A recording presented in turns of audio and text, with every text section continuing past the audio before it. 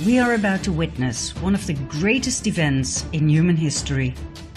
The world as we know it is crumbling before our very eyes, and the majority of the world population is not aware of it. Power structures that have been in place for thousands of years are taken down as we speak. Soon we'll be shown evidence of an elite plan, so evil, so all-encompassing, that people will be shocked to the core. This documentary was made to help you deal with what's coming. Is it a good thing? Oh yes, it's the best thing that could possibly happen to us.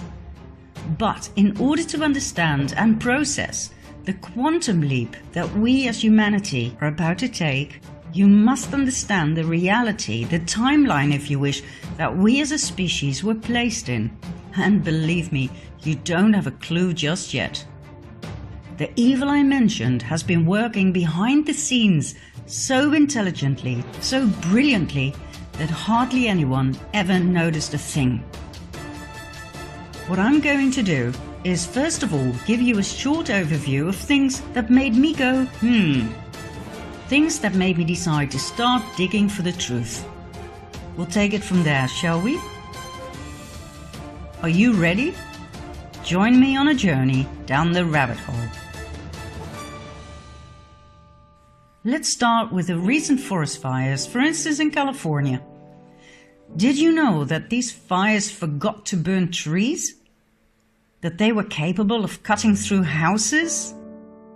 That they burn trees from the inside out? That they were able to lift cars, tilt them and smash them down? Are you sure these are ordinary forest fires?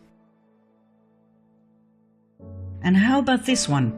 We live in a world where mercury is considered highly toxic, but not when we inject it into children in absurd quantities.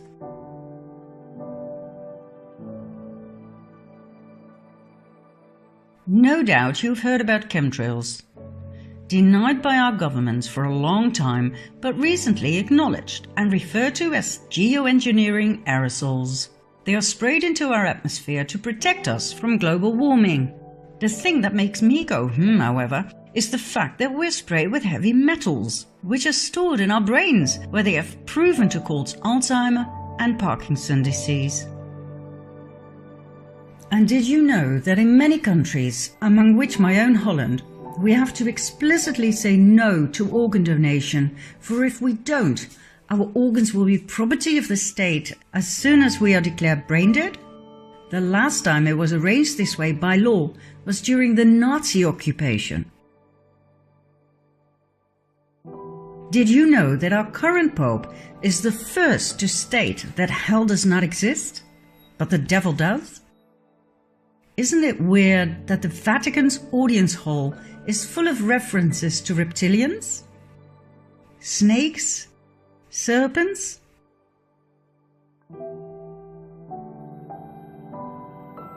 Did you know the Vatican's telescope is called Lucifer? And since when does the Pope make the sign of the devil? 9/11. Whereas one bird can cause terrible damage to a plane, on 9/11 two planes managed to cut through steel. A third plane mysteriously disappeared in a building, and number 4 plunged into the earth without leaving any debris or bodies. The planes were piloted by terrorists who only had a few flying lessons in a small Cessna.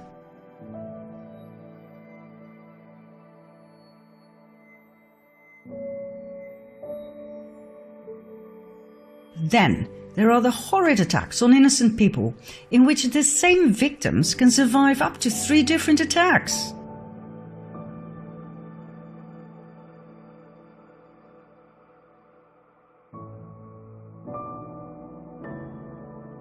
This lucky young man survived being shot in the head.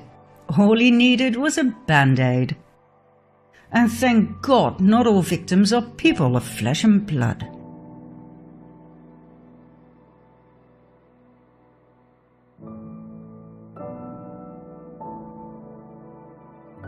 What do you think about this one?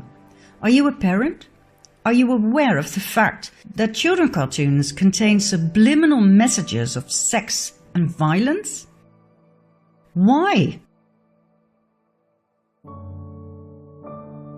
Did you know that fully grown fetuses can be legally aborted in many American states? That advocates of full-term abortion state that unborn babies cannot feel pain? Whereas every doctor knows that the nervous system is the first to develop in fetuses? Is abortion of a fully grown baby not the same as murder? Okay, let's have a look at the migrant caravan. Thousands of people fled their South American homes to look for a better future in the US. The trip covered 2,000 miles in 1.5 months in order to be on time for the American midterm elections as a political statement against President Trump. This means they walked an average of 45 miles a day on flip-flops,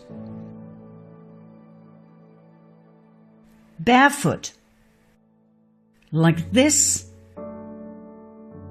and like this. 45 miles a day?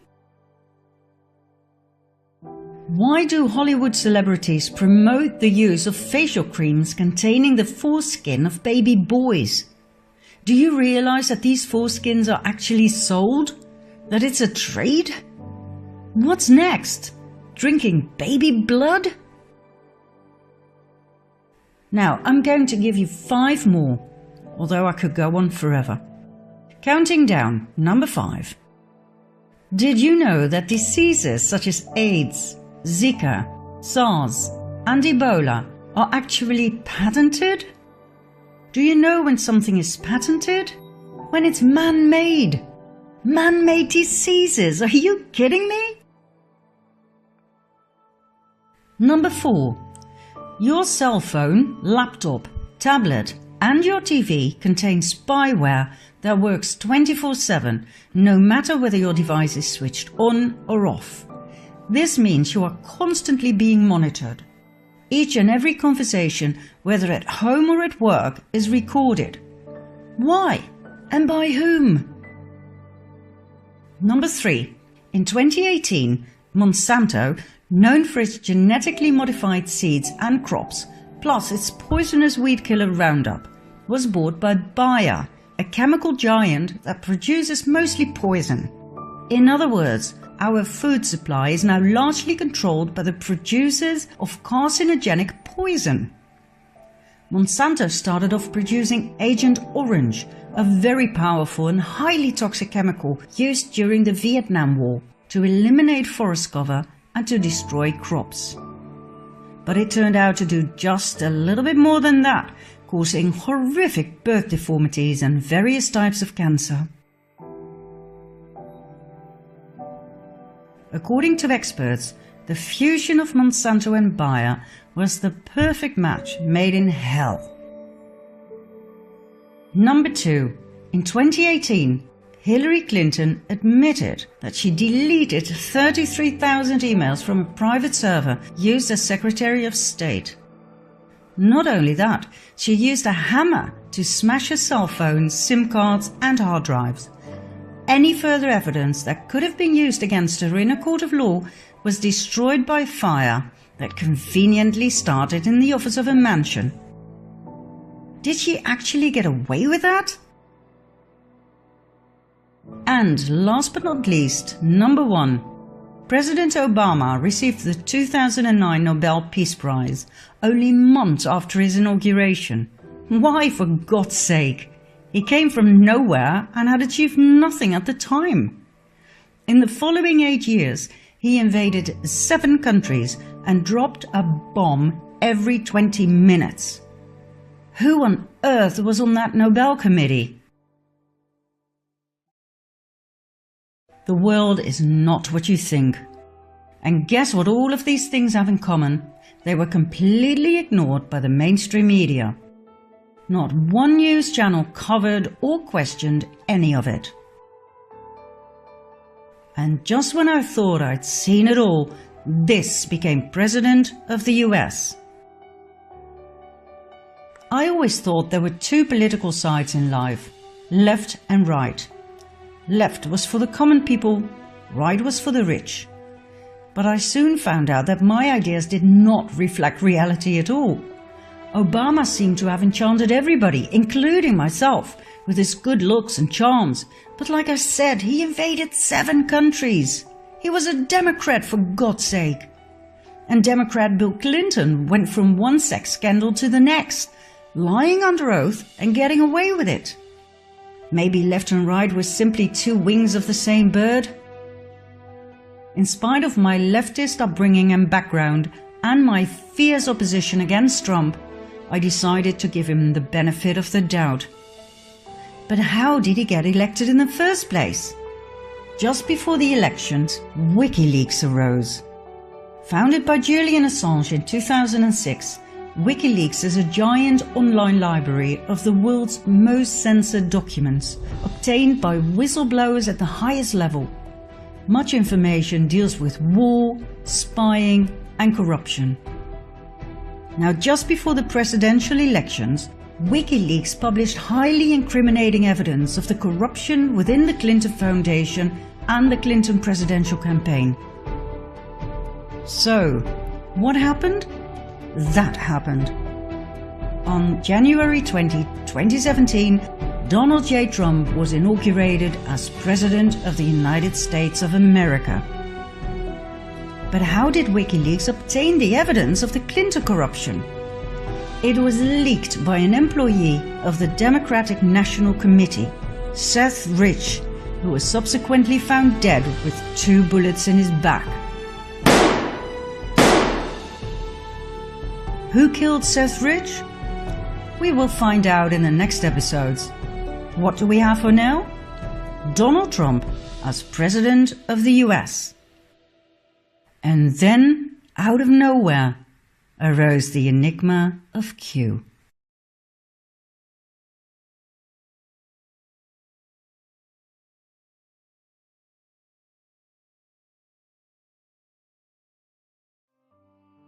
On October 28, 2017, a mysterious post was placed on 4chan, an anonymous internet bulletin board. It contained nothing but codes. This was the beginning of a new phenomenon. The Q posts, soon to be transferred to 8chan due to hacking, became more and more intriguing and popular among the so-called QAnons, anonymous people who are wary of the lies of the mainstream media and who've gone searching for the truth using other news outlets on the internet. I will get into the identity of Q later on in this documentary. Q communicates with the people by means of the Q posts, drops or crumbs that we, the Anons, pick up and decipher. The Q crumbs portray a better world, without wars, treason and corruption. A world after the Great Awakening. Q uses words and short sentences that keep coming back.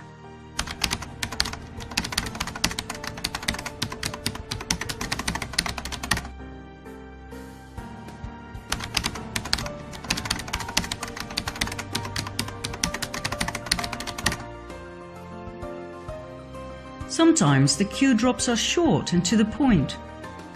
Initials are used instead of full names. Sometimes they contain a lot of information. And sometimes combinations of letters and numbers are used for us to rearrange. The Q clock was introduced, and it took us quite some time to figure out how to read it. And then there was the Q map, containing an incredible amount of vital information. The map was made by Dylan Lewis Monroe. It contains an overview of the true history of mankind and its covert power structures. Q is not a cult, as suggested by opponents. After all, it tells us not what to think or what to do. It merely gives us questions, clues and riddles. We need to do the research in order to find the answers, and that is how we discover the truth. Through this research, I've come to find out more about American and global politics than I'd ever dreamed of. I was never really interested in politics, but the Q drops opened my eyes to a whole new world, a world of secret societies, secret services within secret services, and secret deals made on a grand scale. A world with shadow governments, with an excessively rich 1% of the world population that actually runs the world. Not our political leaders, not our presidents, but a very small group that we refer to as the Illuminati or Cabal. I learned about an evil master plan to completely dominate the world. And the ordinary people like you and I? We know nothing. We get up in the morning, we go to work, we pay our bills and our taxes, we watch TV and go to bed, not knowing that there's a battle being fought over our heads for world dominance, a battle between good and evil. This is what Q is pointing out to us, but we the Anons have to do the research, and we do, like nerds, like an army of digital autists, we connect the dots. There is a war going on for world dominance, for the absolute submission of the masses. How is this achieved? By the constant waging of war, by the introduction of the Federal Reserve Bank and central banks, by trafficking drugs, oil and people. The only two American presidents who tried to break down the power of the elite, beginning with the banks by printing their own interest-free, debt-free money, thus bypassing the Federal Reserve System, were Abraham Lincoln and John F. Kennedy.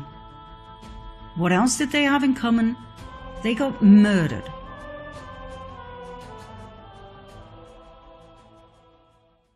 Now, why are the banks so important? What exactly is the Federal Reserve and its central banks? The Federal Reserve is the central bank system of the US. And in spite of the very misleading word federal, the Federal Reserve and all central banks around the world are privately owned. They are not government institutions.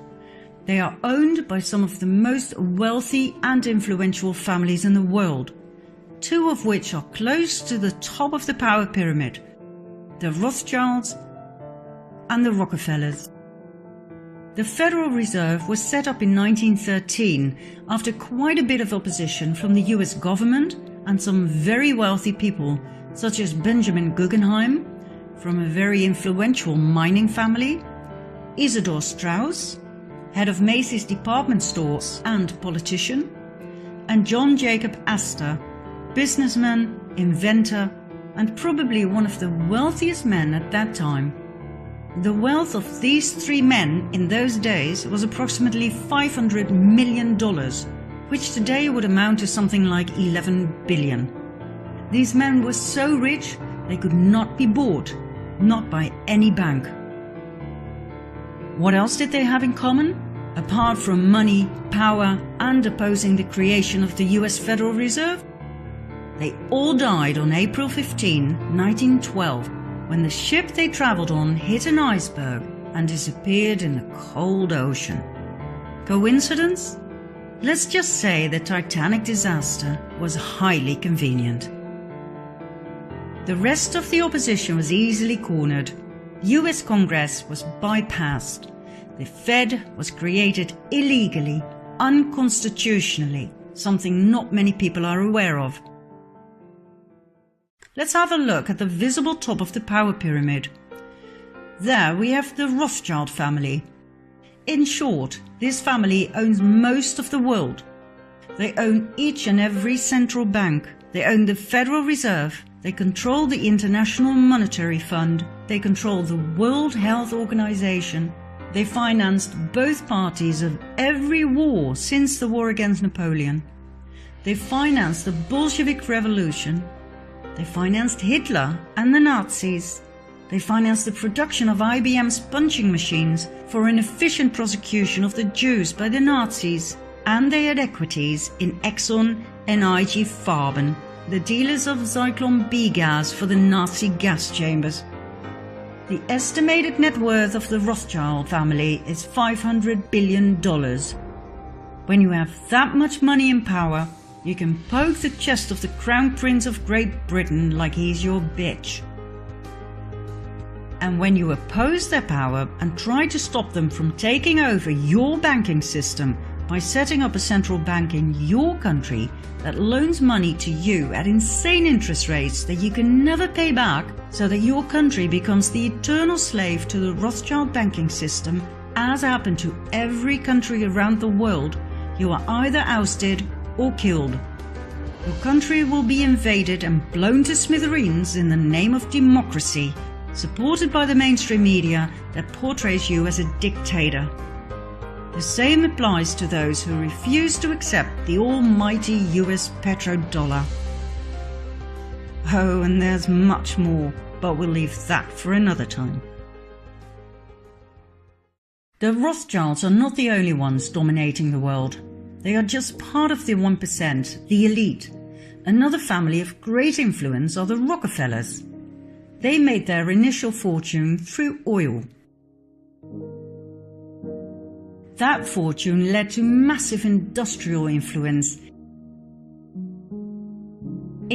in American politics, the banking system, and the pharmaceutical industry. They founded schools and universities, leaving a huge imprint on what should and should not be taught to our children and students. The Rockefellers further expanded their tentacles of power into the medical world and into hospitals.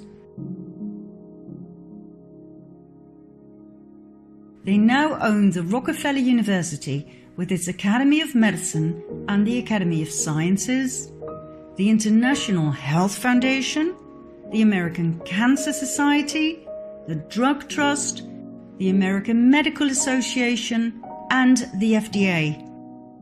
Everything was in the hands of the Rockefellers.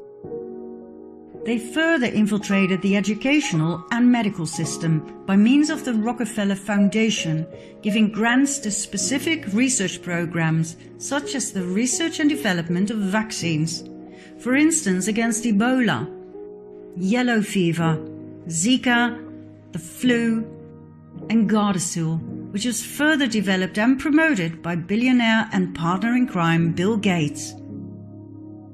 Every case of dangerous side effects such as miscarriage, autism, sterility, seizures,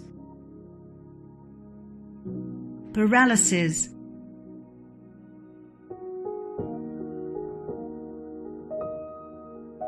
and death was brought before the FDA and cleared.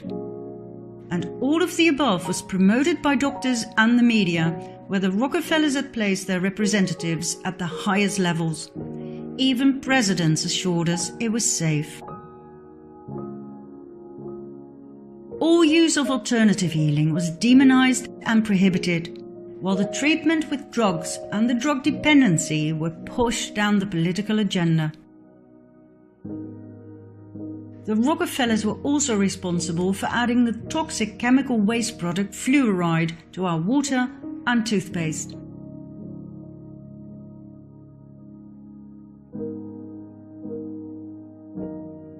And as usual, the media spread lies about its healing qualities. No doctor or dentist ever tested its efficacy. They simply told their patients what they'd been taught at the Rockefeller institutions. Yet another field of interest was the genetic manipulation of crops. The Rockefellers own millions of shares of Monsanto stock, as does their partner Bill Gates. Their mutual interest in eugenics, which aims at improving the genetic quality of the human population, will come as no surprise. Back in Nazi Germany, the Rockefellers financed the horrific eugenics experiments performed on Jewish people, trying to create a superior master race. So, in short, two very powerful families that rule the world and its population are the Rockefellers and the Rothschilds. And guess what? They are not even the most powerful. There are other families that exceed the Rockefellers and the Rothschilds, both in money and in power. But I will not go any deeper into that at this stage. We'll save that for later, shall we? There's one more man I want to put in the limelight right now. George Soros, described by the mainstream media as investor and philanthropist. His net worth? $25 billion. Soros was born in Hungary. After World War II, he moved to England and then on to the US, where he made a fortune with his hedge funds and his merciless ways to manipulate the financial market, using crises to further increase his own wealth and expand his power. He prides himself in taking no responsibility for his actions and the destruction he caused to literally millions of people. I quote, "I am here to make money. I cannot and do not look at the social consequences of what I do." Soros strikes me for his choice of funding. For example, NAMBLA, the North American Man-Boy Love Association. Their goal and their slogan, "Sex before 8, before it's too late." This is their mascot. Why does this great benefactor support a pedophile club such as NAMBLA? Then there's Antifa, the anti-fascist movement. When we look at their actions, we see nothing but violence. They show great resemblance with fascism, which is rather strange for an anti-fascist movement. Even one of their flags is weird in that sense. Why would anyone finance such a thing? The same goes for Black Lives Matter. Why sponsor a movement that pretends to be left-wing but shows nothing but riots and violence in practice? Do you want to know what we're dealing with here? Then follow me to part 3.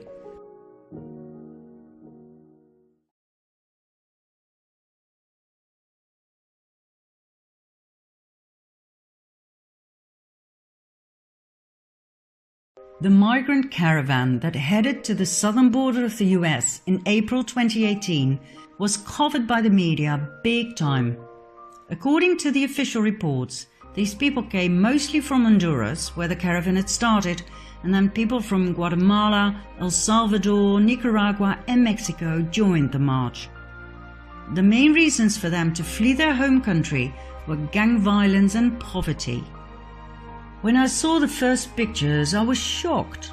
But then I realized there were just too many images of women and children, which is always a sign of media manipulation and a hidden political agenda. Always.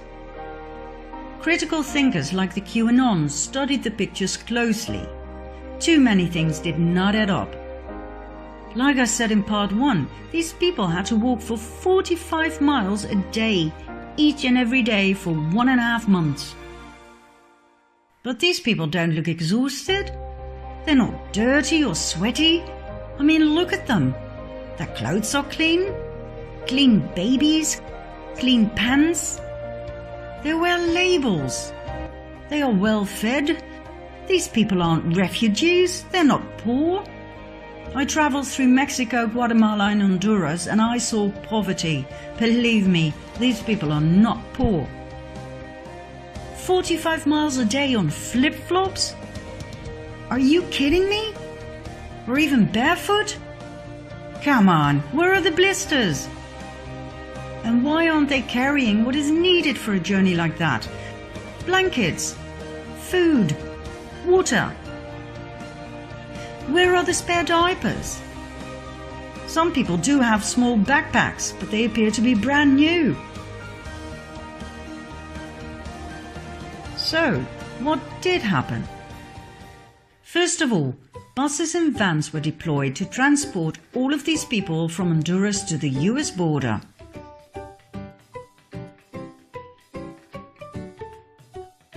Flip-flops? No problem. You only have to get out of the van occasionally for a group photo. Next, in order to get as many people as possible, you pay them.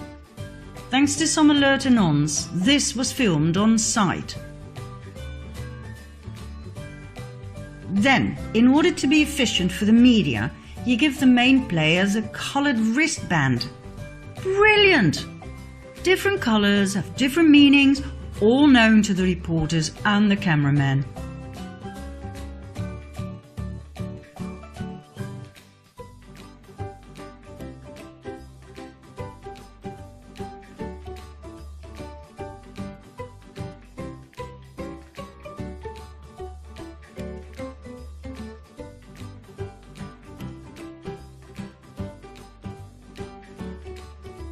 Some people overact.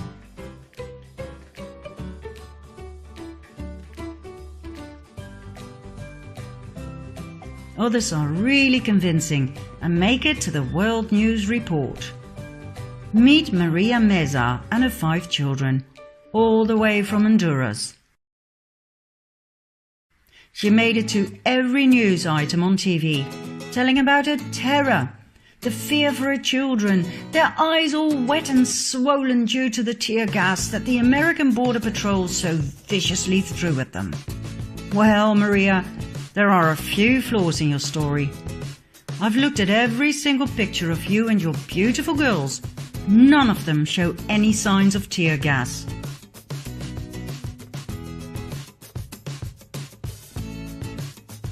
This picture clearly shows that you are the only ones in action. The cameraman shoots away, completely unhindered by the gas, and there is no panic. Let's have a closer look at this picture. Cameramen are standing in a line of smoke, yet have no problem with that. Oh wait, look! Somebody is throwing a gas canister. Is that a fellow refugee? Maria told the press that her son went back the next day to get the canister and show it to the reporters. Shame on you, America! I do hope Maria was paid handsomely, I really do, but her story sucks. The family was photographed on another day, getting out of a van for yet another day's work in front of the camera. And the tear gas canister? You can buy them at any theatre prop retailer, or you can use the police training variety. They produce white smoke, but no harm is done. I guess Trump's statement was correct. No tear gas was used on the children. The entire mainstream media coverage of this event was biased and flawed. My advice to the producers, next time, pay more attention to the details, for the anons are onto you. Refugees who walk for thousands of miles do not walk like this. Or like this. They don't wear flip-flops.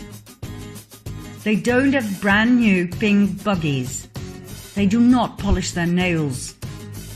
They don't wear iron shirts. Neither do they have perfect haircuts and makeup.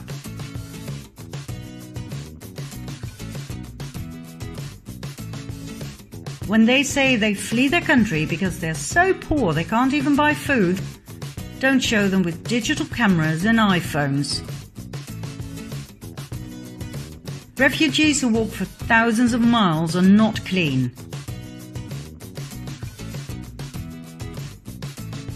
And for God's sake, pay attention to some of your supporting actors.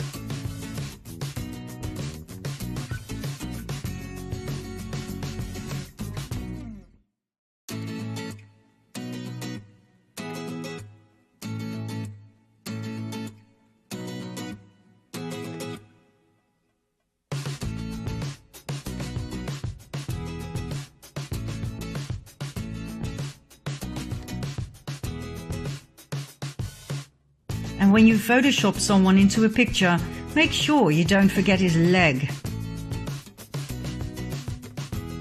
Oh, and make up your mind, will you? Do you want the shirt on or off? And what's with the Disney obsession?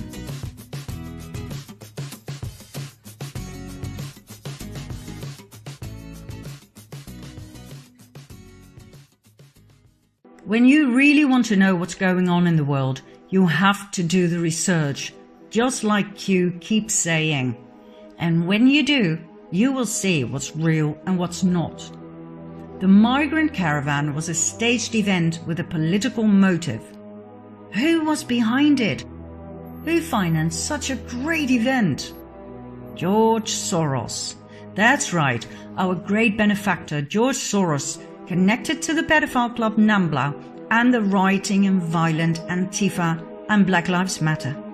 How do we know he's behind all of these so-called social movements? Well, it's not really a secret.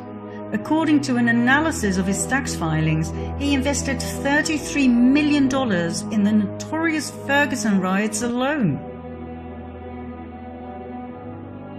Soros promised everyone who participated in the massive protests $15 an hour. In the case of the migrant caravan, all they had to do was play the part of poor refugees looking for a safe haven.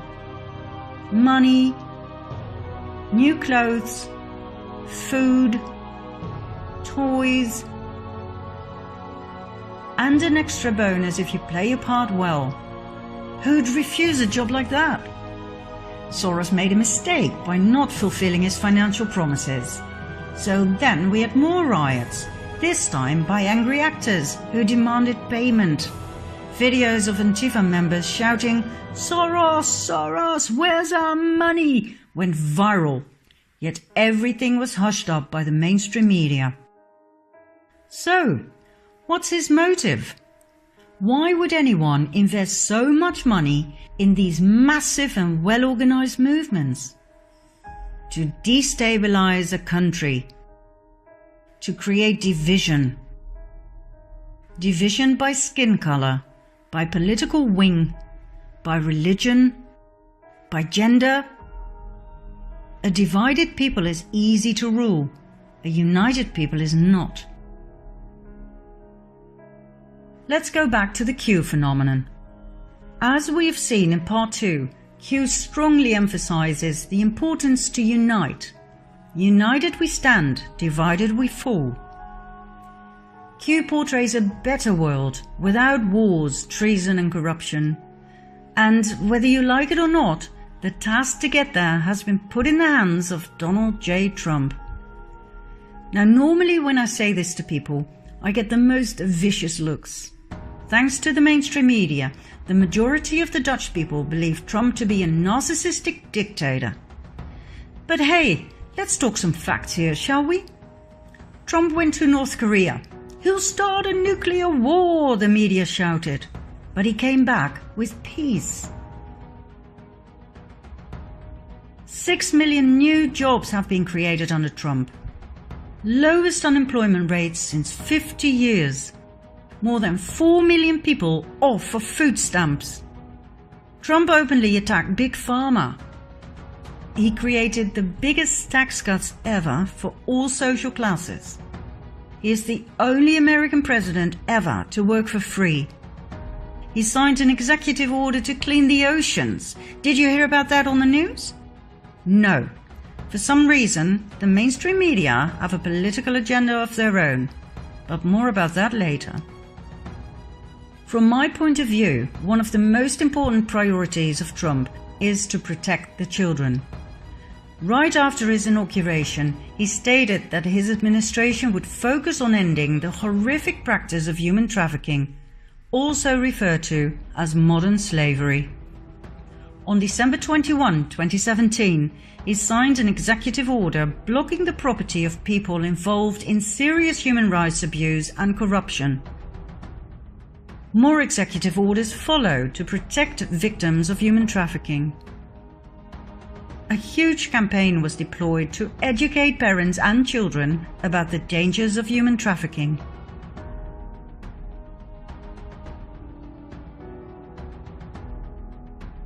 Throughout 2018 and 19, many arrests took place. Thousands of child molesters were arrested.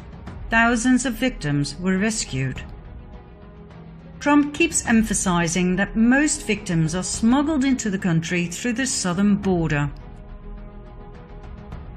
He shows numbers, statistics.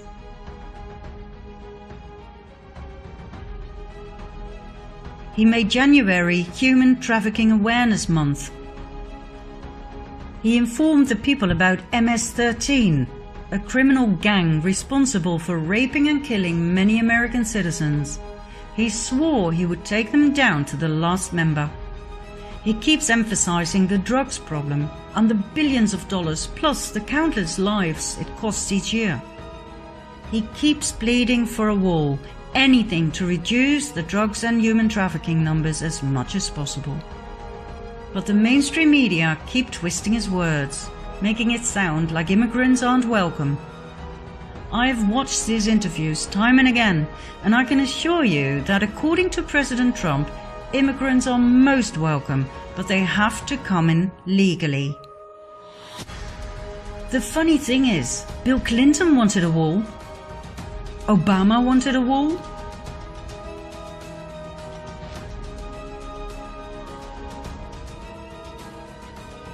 Hillary wanted a wall. They all voted for a wall when they were still in the Senate. I'm talking about the 2006 Secure Fence Act, passed by a Republican Congress and signed by President George W. Bush. It wasn't a problem back then, but now all of a sudden, Trump is an immigrant hater?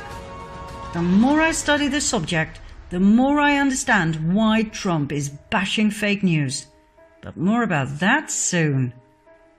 Back to Trump's war against human traffickers. For years, whistleblowers at the highest levels have been stepping forward with testimonies about child trafficking for the elite.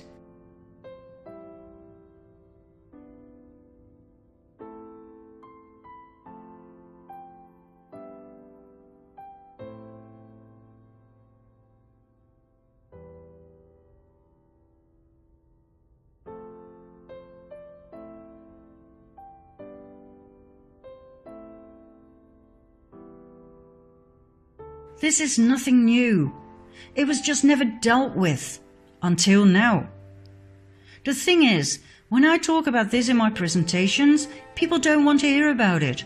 They don't want to look at these pictures. Which I understand. I would rather look away as well. But that reminds me of the famous one-liner of the Germans right after World War II, after being confronted with the painful question, how could you let the Nazi atrocities happen? Why didn't you do something? The answer was always, wir haben's nicht gewusst. We didn't know. Of course they knew. It was just too painful and too dangerous to acknowledge it and to do something about it. Well, I will not look away any longer. These kids are not helped by our denial, they are helped by our action. So for God's sake, keep watching. We are the only hope they have left. Child trafficking for the elite. That is bigger than pedophilia.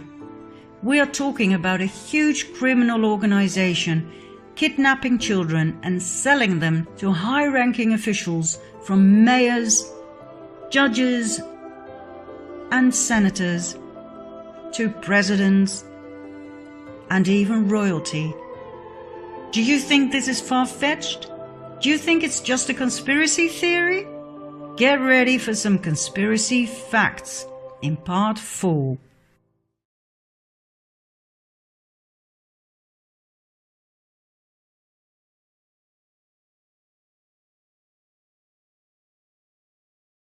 In 2010, right after the devastating earthquake, 33 children were smuggled out of Haiti. The woman who was arrested, Laura Gaylor Silsby, said they were orphans who were about to be adopted in the US. Upon investigation, however, it turned out most of these children were not orphans. They were later reunited with their parents. Furthermore, there were no adoption papers to be found. These kids had simply been abducted, stolen from their parents. Who exactly is this Laura Gaylor Silsby? First of all, she was on the board of directors of Alert Sense, the company that provides the technology for Amber Alert. Amber Alert is the broadcast emergency response to recover abducted children. Isn't that an interesting paradox? A convicted child trafficker? Yes, she was found guilty and convicted, connected to Amber Alert, set up to rescue children? Secondly, this lady is the founder of the Baptist organization New Life Children's Refuge, an orphan rescue mission for Haiti. Sounds to me like she had a ways to smuggle children out of the country real easy. Nice cover. Last but not least, she's a close friend of the Clintons, who immediately paid for a lawyer, Jorge Puello, who himself is a convicted pedophile. He was arrested and convicted for leading an international human trafficking ring involving women and children. All of this came out into the open thanks to WikiLeaks that published the secret emails between the Clintons and Laura Gaylor Silsby. Let's continue with Heidi some more before moving on, shall we? Heidi was put in the limelight once again with the Oxfam scandal. Oxfam, known for its shops throughout the world for empowering women and for fighting poverty, was banned from Haiti following the 2010 earthquake. There were orgies with prostitutes, some of which were underage, in other words, with children. Leaked emails further confirm that $3 million were diverted from Haitian relief funds via the Clinton Foundation to pay for Chelsea's extravagant 2010 wedding. When Trump called Haiti a shithole, the whole world went mad. But he was right. What he referred to was what the so-called non-profit organizations had turned the island into after the earthquake. The Red Cross collected $500 million for Haiti, and all it did was build 6 houses. The Clinton Foundation ruthlessly misappropriated the earthquake donations from international donors and got away with it. Klaus Eberwein, a former government official of Haiti, due to testify about the Clinton corruption, was found dead with a bullet in his head only days before the trial on July 12, 2017. Monica Peterson, the young social anthropologist who went to Haiti to investigate human trafficking on the island and who tweeted some critical thoughts about the Clinton Foundation, was found dead by hanging shortly after, in November 2016. Her death was ruled suicide. And when surgeon Dr. Dean Lorek openly vented his disgust about the corruption by the Clinton Foundation that he himself witnessed while trying to save lives on the island, he too ended up dead. In December 2017, he was found on the bathroom floor of his apartment in New York with a knife in his chest. His death too was ruled suicide. But hey, let's not dwell on the many suicides surrounding the Clintons. Let's go back to one of Q's often repeated sentences. Symbolism will be their downfall. In 2007, the FBI released a bulletin with symbols used by pedophiles to identify their sexual preferences and to communicate where to find both each other and their prey. The blue triangles identify boy lovers, the pink hearts are for girl lovers, and the butterfly is for child lovers in general. These pedophile logos will indeed be their downfall. They are in plain sight, for they never thought people would wake up and see. And just like we saw with Amber Alert, it's the organizations that claim to protect children that actually use pedophile logos. For instance, the International Adoption Clinic. New Star Kafala, a Muslim adoption and child advocacy agency. This is their logo for their HOPE program, helping orphans progress emotionally. Then there's the Pacific Crest Trail Association. It changed its logo in July 2017 after the pedophile connection in the capital A was discovered by the public. Now, I'm not saying these organizations are proven pedophile dens. I'm merely pointing out the interesting choice of logo, which of course could be totally based on coincidence. This logo eerily resembles the boy lover symbol. It was used by the Pierre Elliott Trudeau Foundation, set up by the Canadian Prime Minister Justin Trudeau in honour of his father.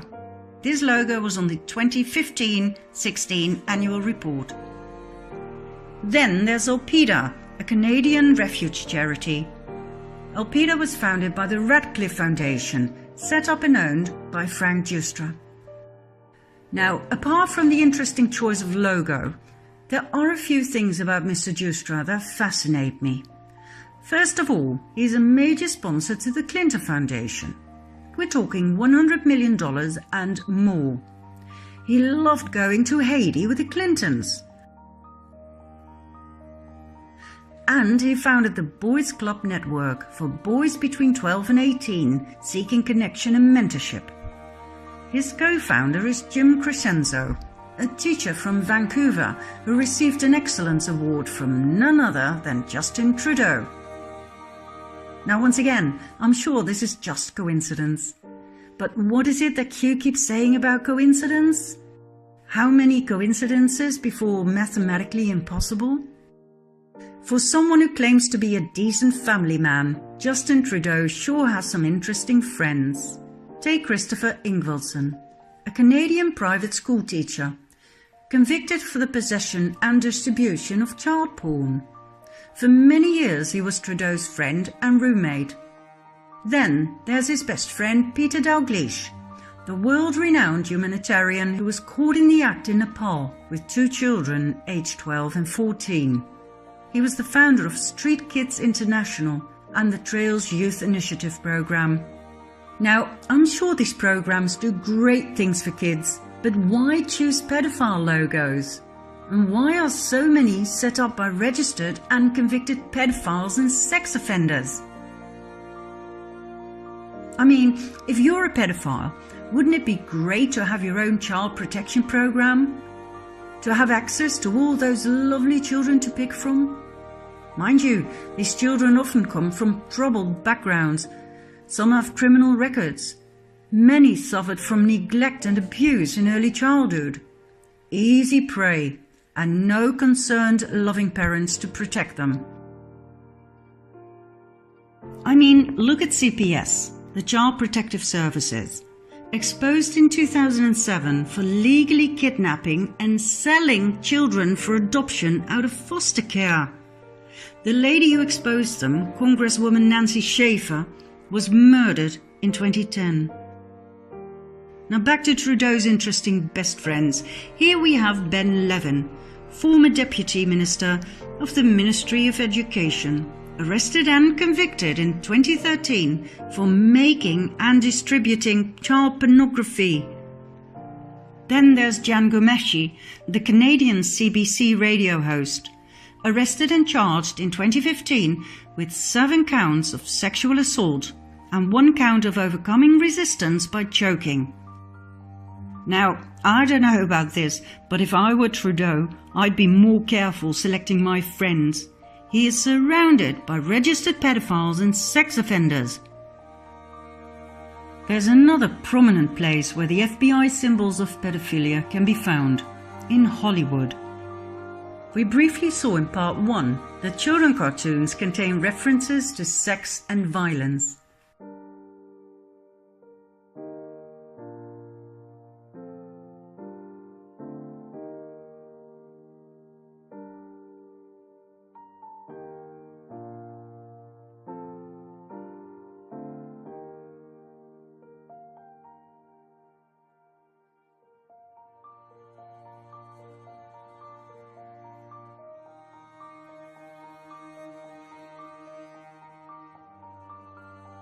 Doesn't that make you wonder who Walt Disney really was?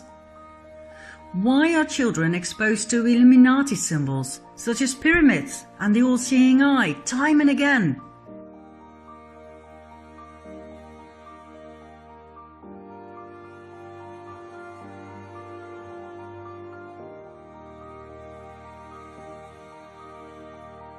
And why are pedophile logos used for candy and ice cream? Yet another thing that attracts children. The more I dived into this topic, the more I realized to what extent this had actually drenched our society. Top directors such as James Gunn, who openly and proudly tweet about being a pedophile. I guess this is normal in Hollywood?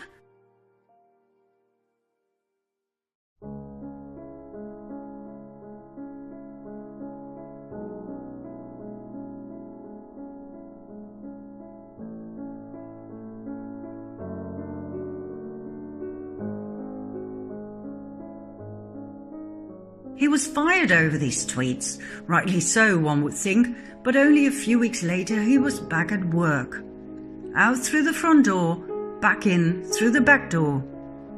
Nickelodeon's producer Dan Snyder lost his job because he couldn't keep his hands off of young girls. And here we have Brian Peck, a convicted child molester who only spent 16 months in jail, after which he was offered a job right back with Disney, where he continued working with underage girls. Once again, out through the front door, back in through the back door. Jason James Murphy kidnapped and sexually assaulted an 8-year-old boy in 1996. He served 5 years in jail, moved to California, used his shorter name, Jason James, and became a casting agent for child actors. The list of sexual predators in Hollywood is endless. Only recently were some of them called out by their victims and arrested.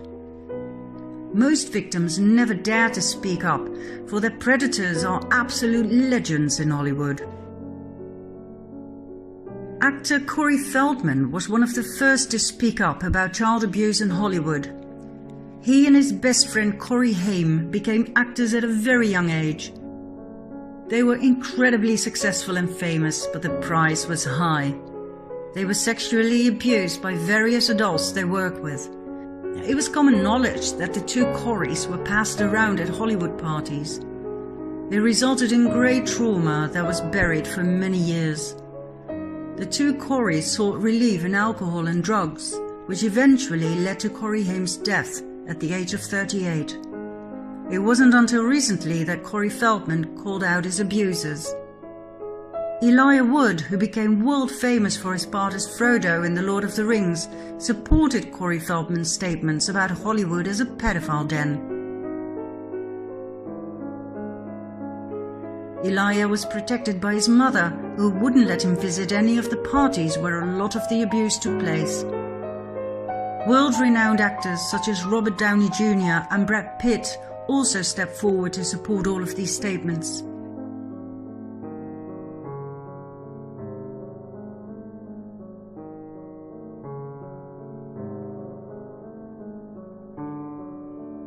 If you think that sounds crazy, wait till you hear Mel Gibson. The world-famous megastar, both as actor and producer, was blacklisted by Hollywood for stating that Hollywood is a den of parasites who feast on the blood of kids. He took it a whole lot further. Read for yourself.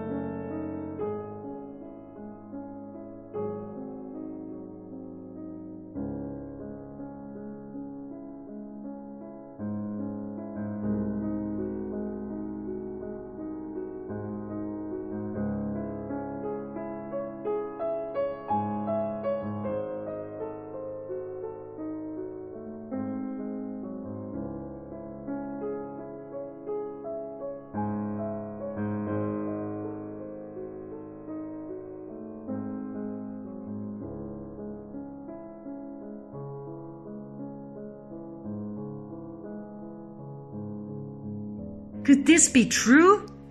Eating babies? Drinking their blood? Will this have a happy ending? Oh yes. Let's move on to part 5.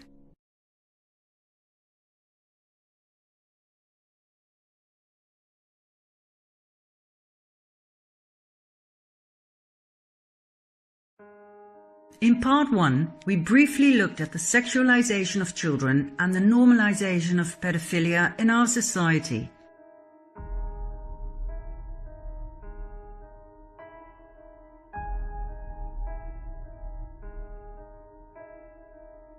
Innocence is sexier than you think? And what about this clothing store called Sweet and Sexy Kids? What the hell is sexy about kids? At an academic presentation at Cambridge University in June 2018, it was actually stated that the majority of men are probably pedophiles and that pedophilic interest is normal and healthy. The New York Times declared pedophilia not a crime but a disorder. And during 2 TEDx talks, pedophilia was presented not as a disorder but as a sexual orientation. Posters were spread. And Cosmopolitan magazine published an article by the hand of a young woman who became her father's lover.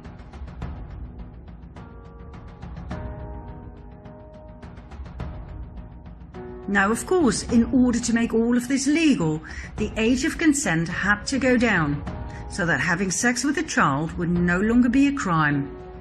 No problem. Judges and politicians at the highest level did their utmost best to take care of that.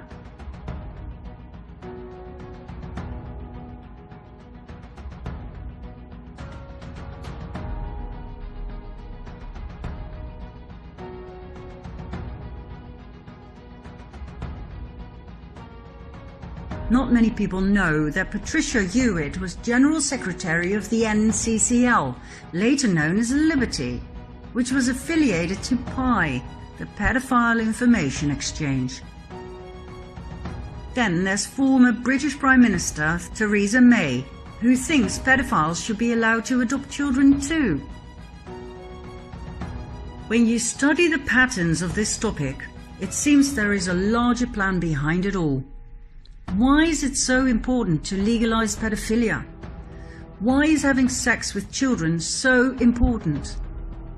Any psychologist can tell you how harmful it is for children to have sex at a young age, and that consent is a very dangerous concept, as pedophiles often tell their children they are simply demonstrating just how much they love them.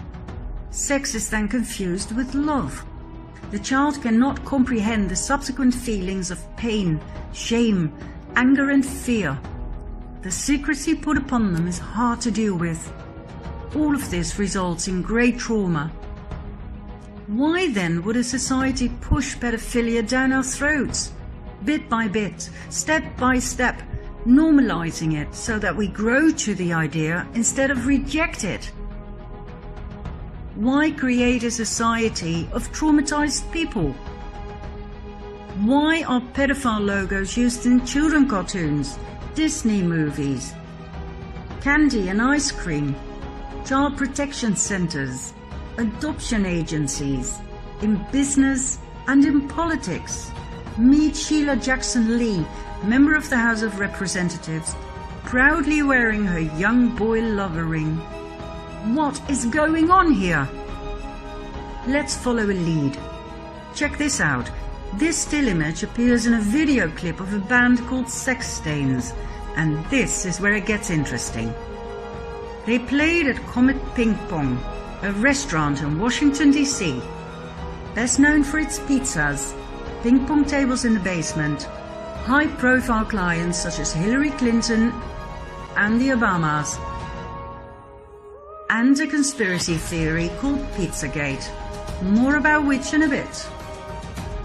Meet the owner of Comet Ping Pong, James Achilles Alefantis.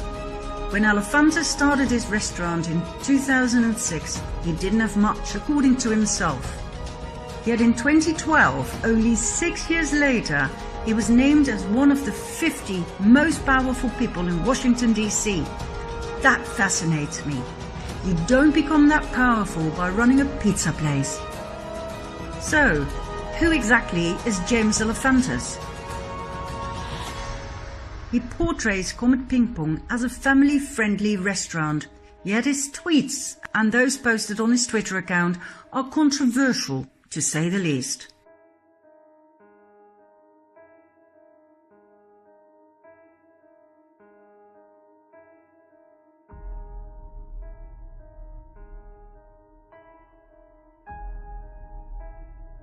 It's clear that Alefantis loves art.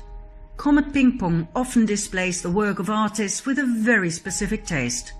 This is the work of Arrington de Dioniso.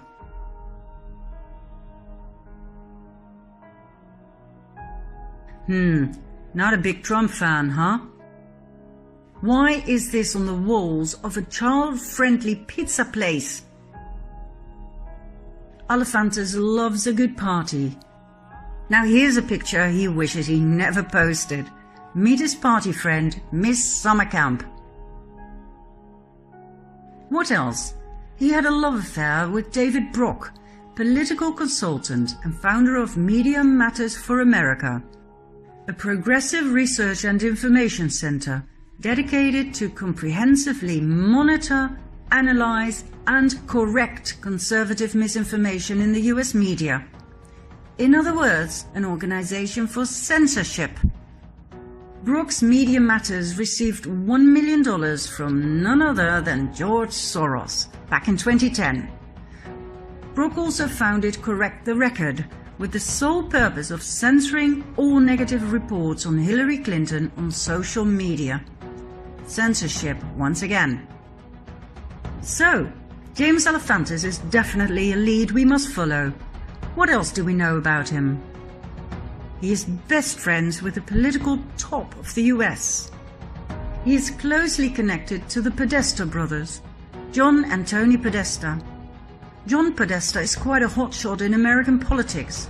He was White House Chief of Staff to President Clinton, Counselor to President Obama, and Chairman of the 2016 Hillary Clinton presidential campaign.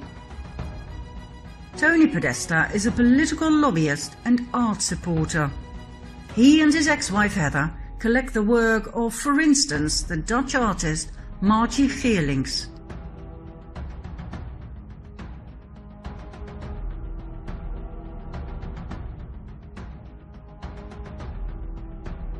Fascinating, to say the least. They are also great admirers and buyers of the work of Patricia Piccinini.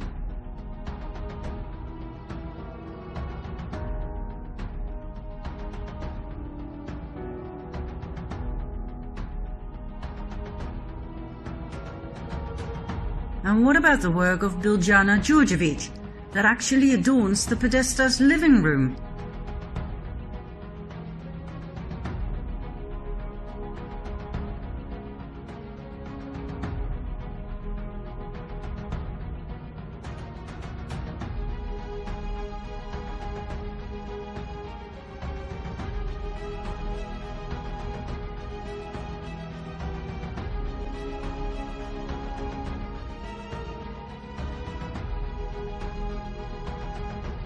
This is Louise Bourgeois. Her work is prominently present in Tony Podesta's mansion. This piece is called Arch of Hysteria. It greatly resembles the work of Jeffrey Dahmer, a serial killer who liked to dismember his victims and leave them in a somewhat awkward position.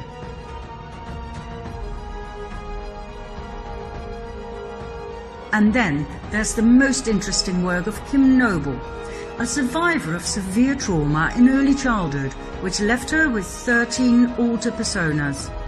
Her artwork shows the horrific things she experienced as a young child, like torture and rape.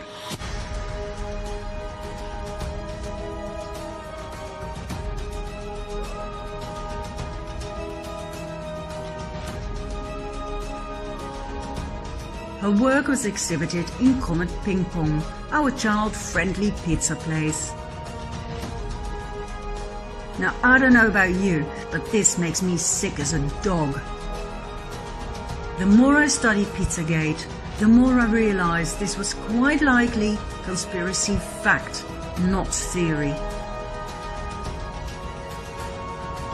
What kind of a pizza place exhibits naked, abused, tortured, raped, and even dead children on its walls? What kind of man becomes one of the most powerful people in Washington, D.C., serving pizza? How come the political top of the US, the Podestas, the Clintons, and even Obama, president of the US at that time, how come they all want to spend time with a sick perv like Elephantis? I think I know. For a while I thought the name Elephantis was fake. This man was way too powerful to come from an ordinary family. Could Elephantis be a French bastardization of J'aime les enfants? I love children? But then some anons pointed out he could well be a Rothschild. After some digging, I came across an interesting twist in the Rothschild family tree, starting with Evelyn Achille the Rothschild. His middle name kinda gives it away, doesn't it? He was born in Buffalo, New York in 1886 and died in World War I in 1917. 2 years before he died, his illegitimate son, Louis George, was born.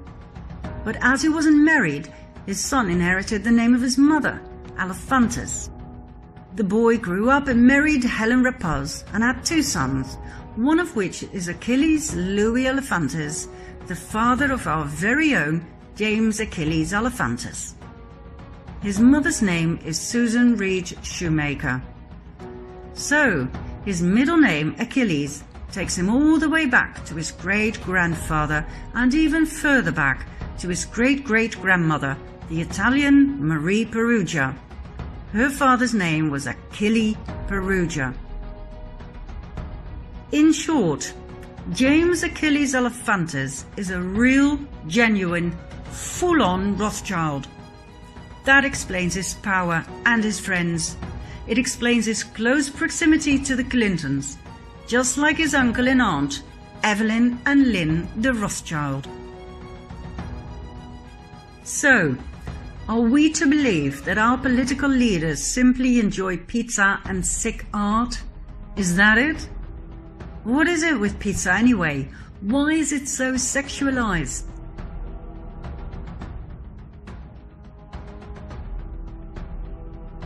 What's with the Besta Pizza pedophile logo, which by the way was quickly changed the moment Pizzagate became an item? Is it all just a coincidence that the Podesta emails, revealed to the public by WikiLeaks in 2016, contain countless pizza-related words such as cheese, hot dogs, pasta, walnut sauce?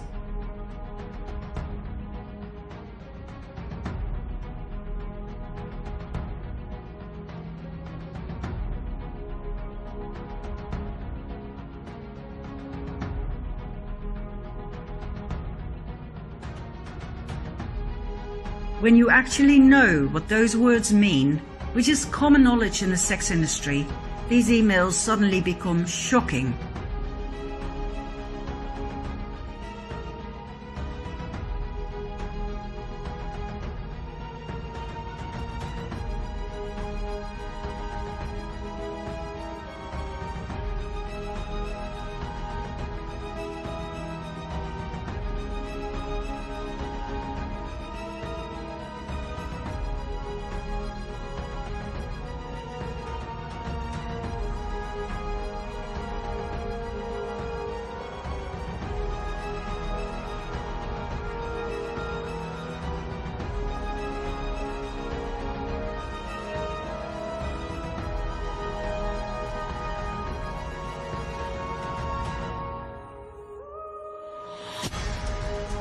Is this why Hillary deleted 33,000 emails for which she is currently scrutinized?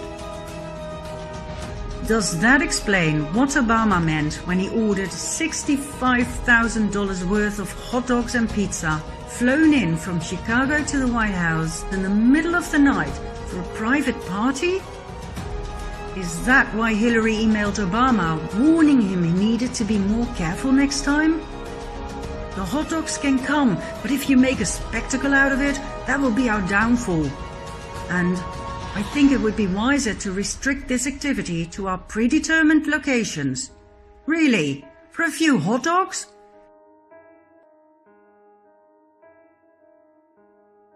Isn't it weird that these security camera pictures of children lying on ping pong tables in the basement of Comet Ping Pong are shown on the walls upstairs?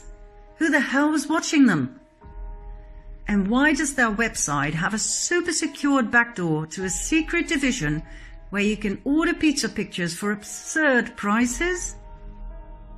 This screenshot was made public by a hacker. It's in low resolution, so I will read out loud what it says at the bottom.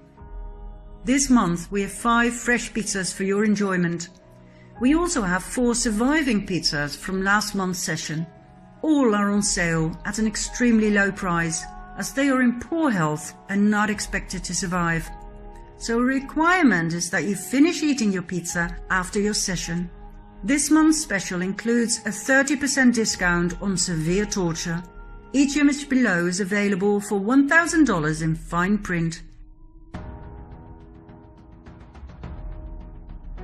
Why are they talking about kill rooms, murder, and rinsing it off when you're done? What the hell is going on here?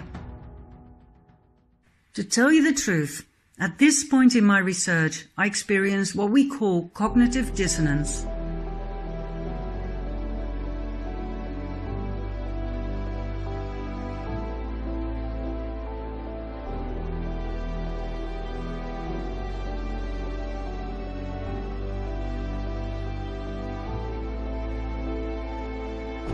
What I'd found out was so contrary to my belief system that I wanted to dismiss my discoveries. It just could not be true that the people we trust, the ones we vote for, were so evil. I simply could not handle the facts. How could people so charming and intelligent be part of a child trafficking pedophile ring where children were tortured, raped and killed for pleasure? Or, as I would later find out, for something even more horrific?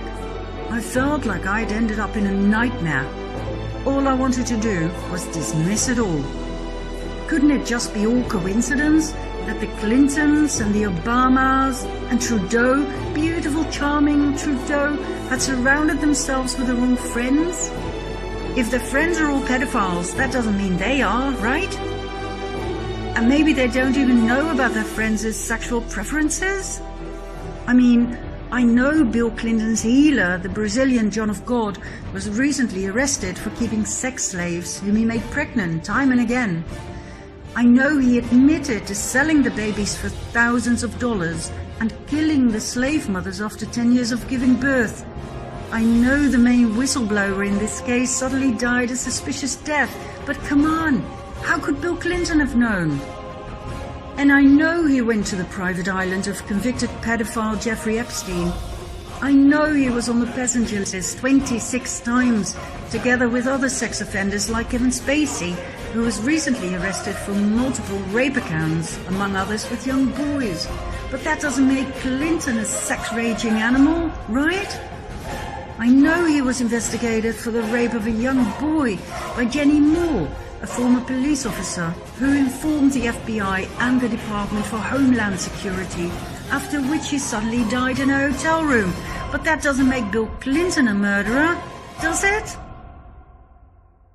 I decided to do more research. I needed more supporting evidence.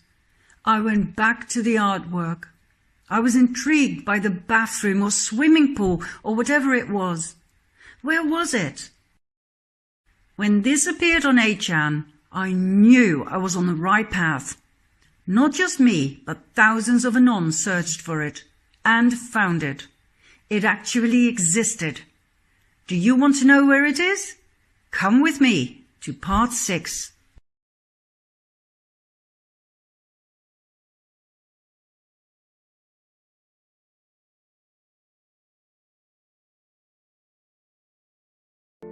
The swimming pool in the artwork bought by the Podestas actually exists. It is the subterranean swimming pool at Biltmore Mansion in Asheville, North Carolina.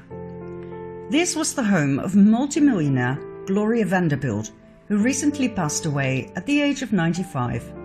Here we have Gloria and her 2 sons, Anderson and Carter Cooper.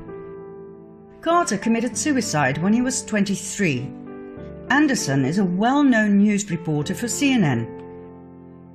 Why does Gloria's swimming pool appear on paintings of tortured children?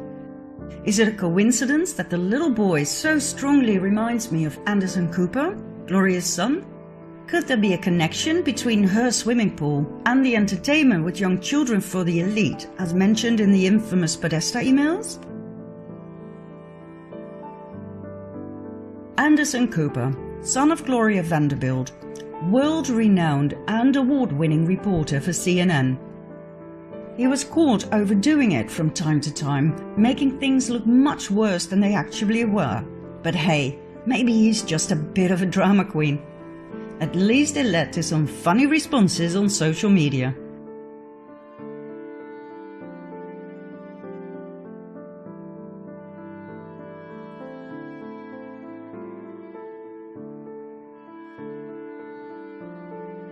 The question remains, is it okay for a media outlet to deliberately broadcast such exaggerations? Is that honest broadcasting? Is it okay to influence the public with headlines such as these? Is it okay for the Dutch news network NOS to show a twisted version of an interview by BBC's John Sweeney asking Putin about the killings in the Ukraine, where the NOS edited the original interview so that Putin seems to walk away, ignoring Sweeney? Yet the original interview, which can also be found on the internet, shows Putin taking his time answering the question.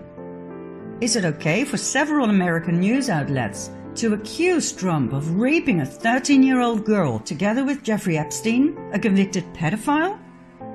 Is it okay that there's a deafening silence from the mainstream media now that the flight records show that it wasn't Trump but Bill Clinton who joined Epstein at his parties with underage girls on Orgy Island? Is it okay that Trump's words about MS-13 gang members being animals were totally twisted, obviously on purpose, so that he seems to refer to immigrants being animals?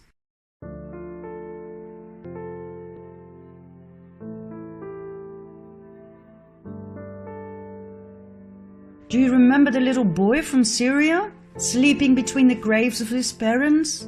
That too was staged and broadcast on purpose as to manipulate the people into yet another war. The boy was paid to lie there. I don't know about you guys, but this is not okay. It's not okay to fake white helmets saving a wounded man right after a bombing, only to have a selfie taken. That's deceit.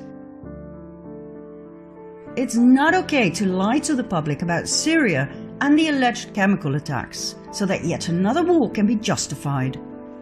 For months we were lied to by the mainstream media. Remember this poor little girl? You probably will, for she was used 3 times for 3 different rescue missions in 3 different months in 2016. I find that shocking.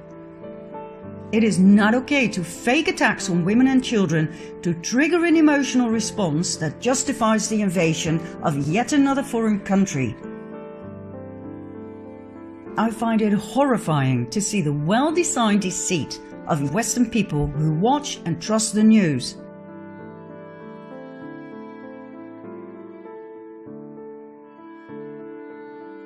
Do you remember this one?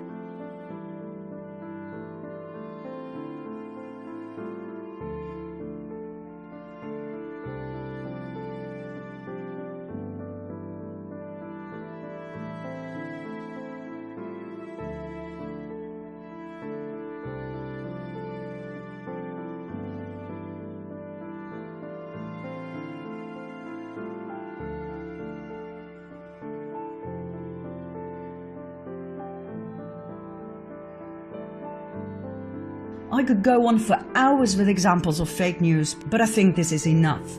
For now at least. I'll give you 2 more to digest. In 2015, during a presidential rally, Trump imitated reporter Serge Govaleski, whom he had caught lying. It concerned an article from 2001, in which Govaleski wrote about people cheering the fall of the Twin Towers. When Trump quoted the article in 2015, Cabal backed out, saying he didn't remember writing the article. Well, The article could easily be found on the internet, and Trump called out Kowalewski for his lie. But the mainstream media seized the opportunity and used these headlines: "Trump mocks the disabled." Kowalewski suffers from arthrogryposis, but that does not cause the weird movements Trump made. On other occasions, and in exactly the same way, Trump had imitated Senator Jim Mattis, presidential candidate Marco Rubio, a general, and a bank manager who all got away with lies. However, as Mattis, Rubio, the general, and the bank manager were not handicapped, they were of no use to the mainstream media. Kowalewski's handicap, however, went around the world, convincing everybody that Trump looked down on the disabled. And I must confess, I too fell for it.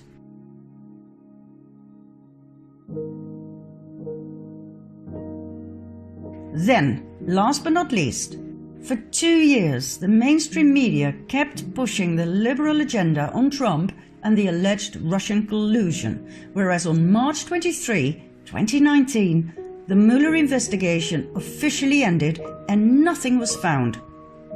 After 2 years of doing everything they could to take Trump down, they found absolutely nothing. Trump was cleared, yet the mainstream media kept repeating, "Something has to be wrong with this president." Trump's official innocence is completely hushed up, just like they didn't say a word about the countless pedophiles that were arrested under Trump. Total radio silence. From the beginning, Trump has been warning us about the mainstream media as the #1 enemy of the people. And the more I study the subject, the more I understand that Trump is actually correct.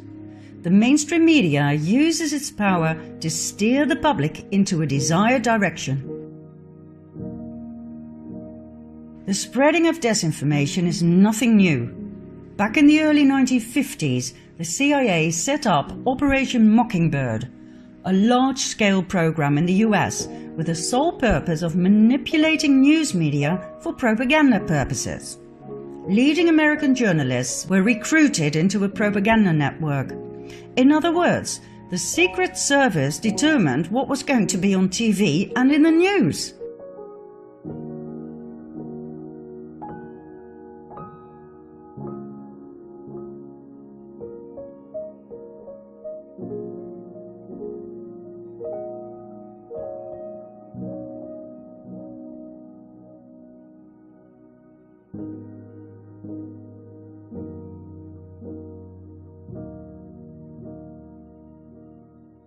Has anything changed?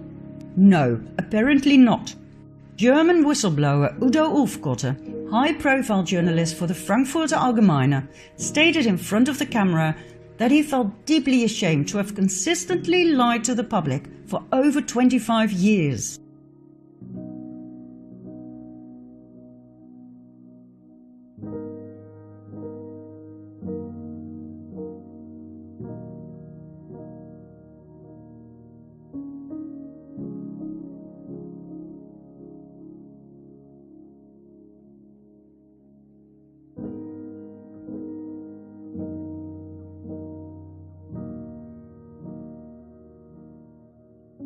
Ulfkotte died of a heart attack shortly after, in January 2017.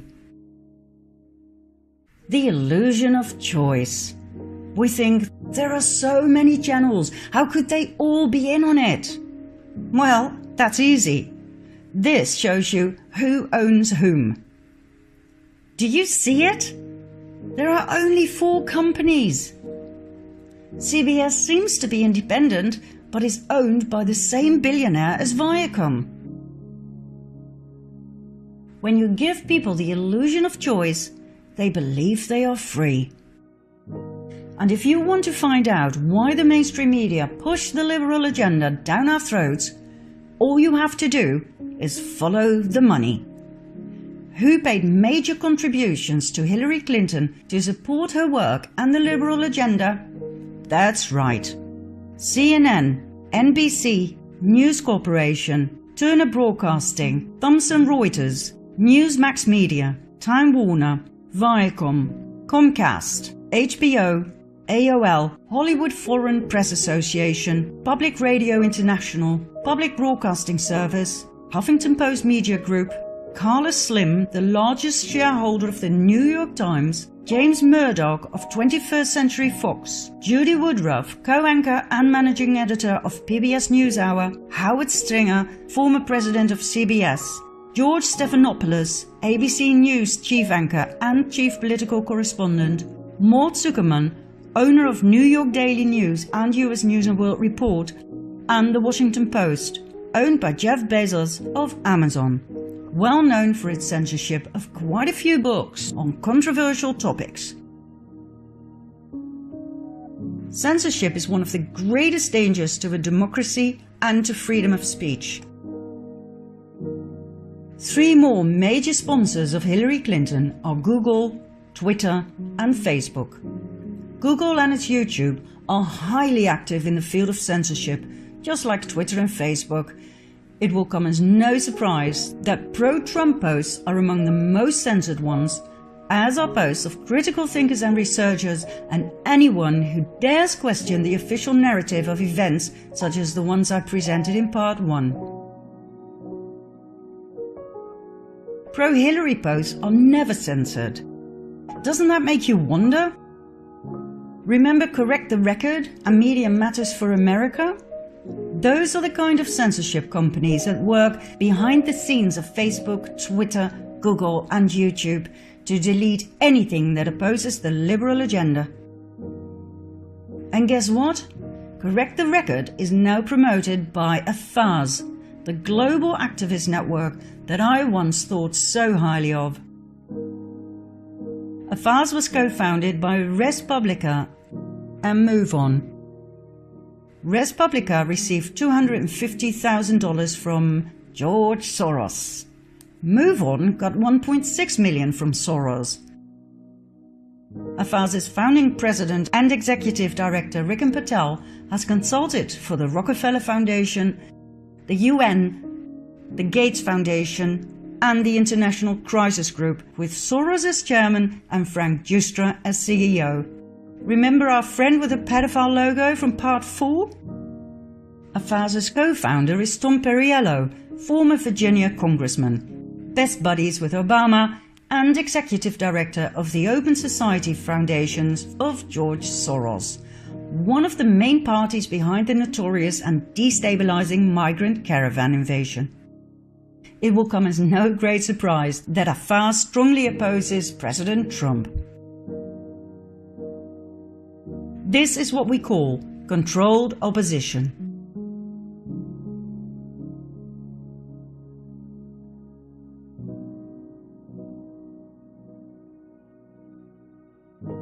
Like I said, censorship is dangerous. The so-called fact-checkers are dangerous. Snopes is one of them, set up by a couple from San Fernando Valley, David and Barbara Mickelson. The couple fell out. Barbara accused David of spending 98 grand on prostitutes, which is probably true as he divorced Barbara and married call girl and porn star Elisa Young, aka Erin O'Brien, who is now Snopes' administrator. Snopes' only fact-checker is Kim LaCapria, also known as sex and fetish blogger Vice Vixen. That, my friends, is fact-checker Snopes. There are no researchers, no investigators, no lawyers, no documents to support their findings, and they are strongly politically biased. Yet they are generally accepted as fact-checker. I find that most shocking. Do you get the picture? Operation Mockingbird never ended. John Podesta, one of the key suspects in the Pizzagate scandal, got his own column in the Washington Post, writing about politics and policies. How the hell is he supposed to give an objective view of Trump, his worst enemy? John Brennan, head of the CIA till 2017, now serves as senior analyst for NBC News and MSNBC. Anderson Cooper worked for the CIA before he became a news anchor. According to himself, it was only an internship when he was 19, but I wonder How many young men are approached by the CIA for an internship? Anderson did not even have the proper education to be offered a job, yet in no time he became the face of CNN. The secret services still decide what the people are supposed to think and believe. If they want to invade yet another country, they will use the mainstream media to make you believe that that particular country needs to be freed of a terrible dictator who kills his own people. The real reason for the invasion will quite likely never be known to the public. It'll probably have to do with oil or the installment of yet another Rothschild bank. But hey, who cares? It was in the news that they freed those poor people from their dictator and that democracy was bestowed upon them. And if it's in the news, it's true. End of story. Well, no, it's not. If the media coverage is controlled by secret services, it seems only logical to me to focus on the things they refuse to cover or ridicule. Number one topic that comes to mind? Pizzagate. Debunked by the mainstream media like nothing else. Let's continue with a bit of additional research in part 7.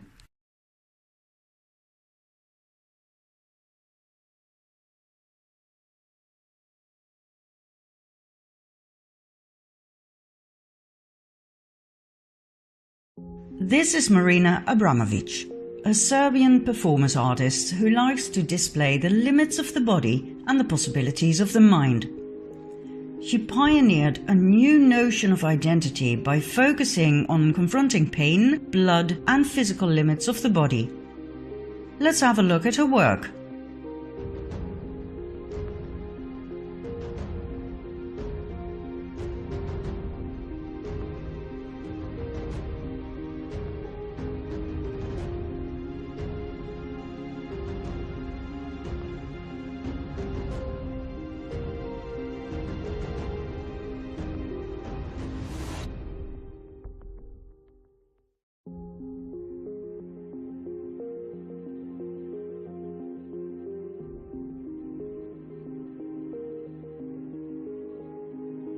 In 1996, Abramovic introduced Spirit Cooking, a cookbook with essential aphrodisiac recipes, some of which call for the mixture of fresh breast milk and sperm milk.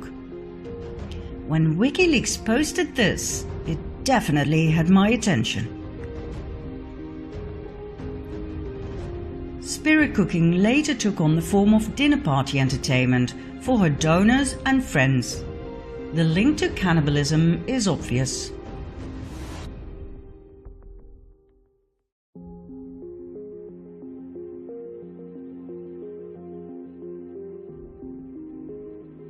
Abramovic furthermore made her appearance in the leaked Podesta emails. Why am I not surprised? I discovered this photo of Abramovic and John of God. Exactly. The very same Brazilian healer who was recently arrested and charged with multiple accounts of abduction, abuse, rape, child trafficking and murder. The very same personal healer of Bill Clinton. This picture is particularly interesting for the Dutch viewers. Before Willem-Alexander became King of the Netherlands, his mother Beatrix was on the throne. She frequented Abramovic's performances. On this particular occasion, she wore a brooch that seems to be a pizza slice. Now this may be far-fetched, but let's see. Meet Maxima Zorreguieta, born in Argentina and now married to our king Willem-Alexander van Oranje-Nassau, and daughter of the late Jorge Zorreguieta, who served as cabinet minister during the so-called Dirty War of dictator Jorge Videla. Maxima had 4 sisters and 2 brothers. One of her sisters is Dolores, an artist who came to the Netherlands in 2005 to exhibit her work. The exhibition was called Love Romance. Have a look for yourself.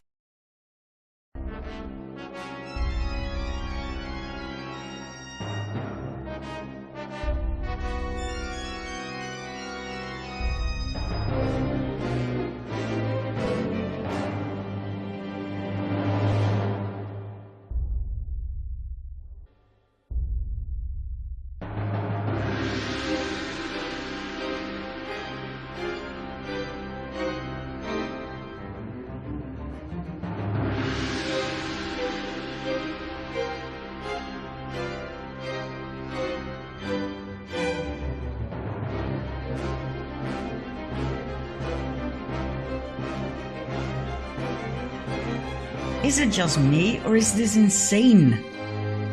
To me, this looks like an outcry for help from a severely traumatized woman. In June 2018, Maxima's younger sister, Inez, was found dead in her apartment, hung with a scarf from a doorknob. Doorknobs have proven to be lethal for quite a few people lately.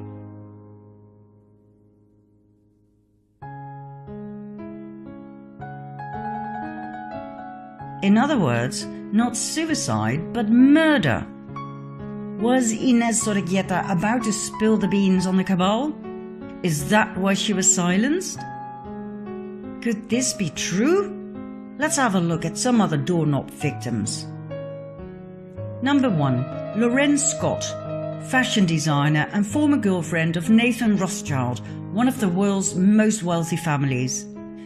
According to her longtime lover Mick Jagger, Lorraine was not suicidal. Number 2. Chris Cornell, lead singer of the rock band Soundgarden and Audioslave. According to his family, he suffered from depression due to being sexually abused as a child. He and his wife founded the Chris and Vicky Cornell Foundation to support children suffering the consequences of abuse and neglect. He and his best friend, Chester Bennington, were working on exposing an elite pedophile ring. Cornell was also the main financial backer for the documentary The Silent Children about child sex trafficking. After he died, the project was cancelled. According to his family, Cornell was not suicidal at the time of his death. Interesting detail contradicting the suicide theory was the blood on his head and on the ground. Was Cornell killed by a stroke on the head and strangulation by means of his exercise belt? Number 3. Chester Bennington, best friend of Chris Cornell and lead singer of Linkin Park. He died 2 months after Cornell. Bennington also suffered from depression due to being sexually abused as a child by a friend of the family. According to some sources, that friend was John Podesta, key player in Pizzagate. And when you look at the striking resemblance, Podesta could well be Chester's biological father. When Chester was 9 years old, his father abandoned the family after finding out the boy was not his son. Was Podesta both the pedophile family friend and the biological father of Chester Bennington? Is it a coincidence that the logo of his band looks like a broken version of the young boy lover symbol? Number 4. Tim Bergling, aka Avicii, world-famous Swedish DJ, musician and record producer. According to the first news about his apparent suicide, Bergling was said to have hung himself from a doorknob. Later on, the narrative was changed into self-inflicted cuts with a broken wine bottle that led to heavy and lethal bleeding. It took almost 2 weeks for this official narrative to be published. Bergling's 2015 video clip For a Better Day clearly and shockingly shows child sex trafficking.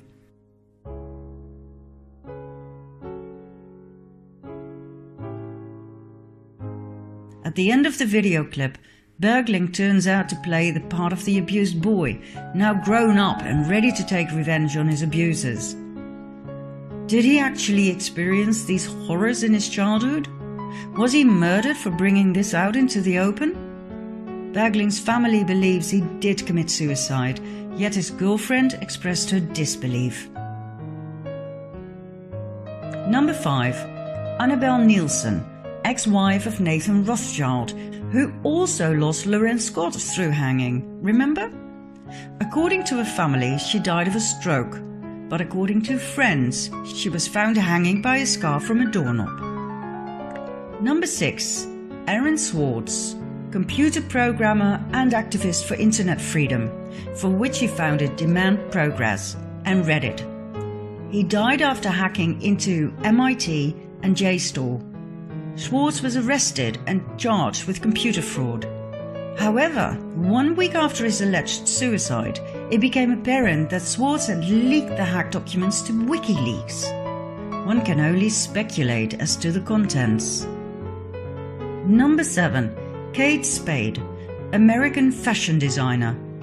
Spade led delegations to Haiti for the No Ceilings initiative of the Clinton Foundation, aimed at the global support of women and girls. Haiti is one of the main places on earth for child trafficking, and we've already seen the involvement of the Clintons in part 4.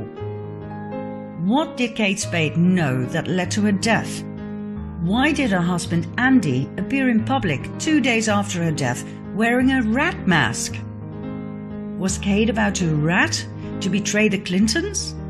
Was Andy Spade forced to wear the mask as a warning to others who just might rat?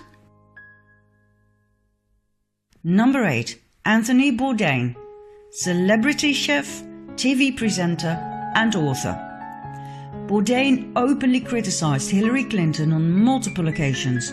He spoke out strongly against globalization and deeply hoped Henry Kissinger would be called out for the war crimes he committed.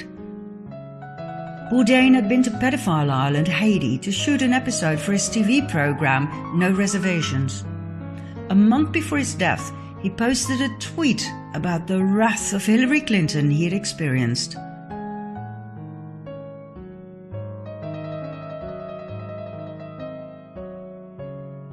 Followed by this one, even more outcalling.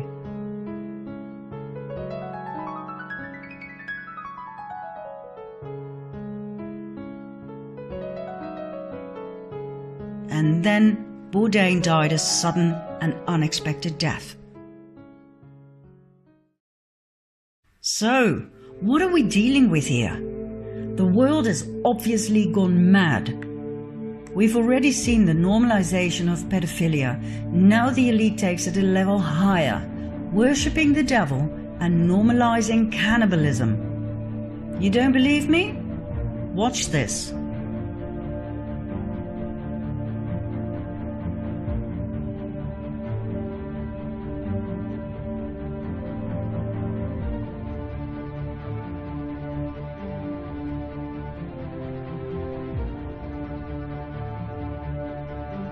Is this really the sign of the devil? Oh yes. Meet Anton LaVey, founder of the Church of Satan, giving the exact same sign. The same Church of Satan Chelsea Clinton is so fond of. The upside-down pentagram containing the horned one, plus the upside-down cross, it's all there.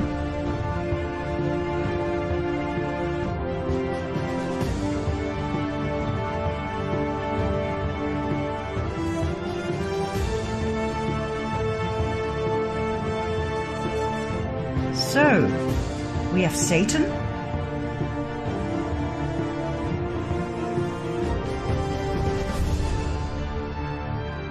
we have blood,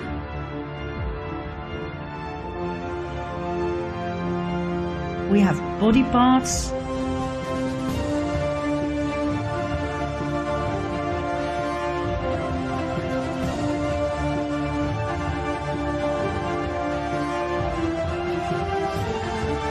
we have cannibalism.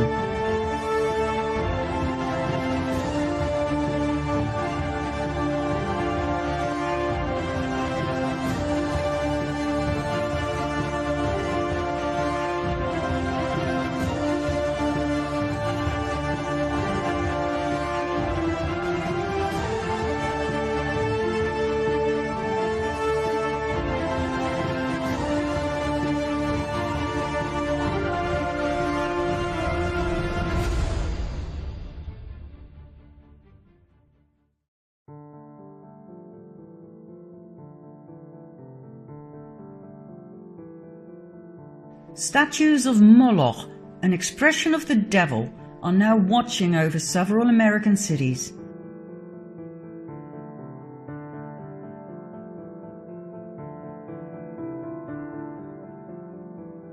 And only recently a new one was placed in Rome.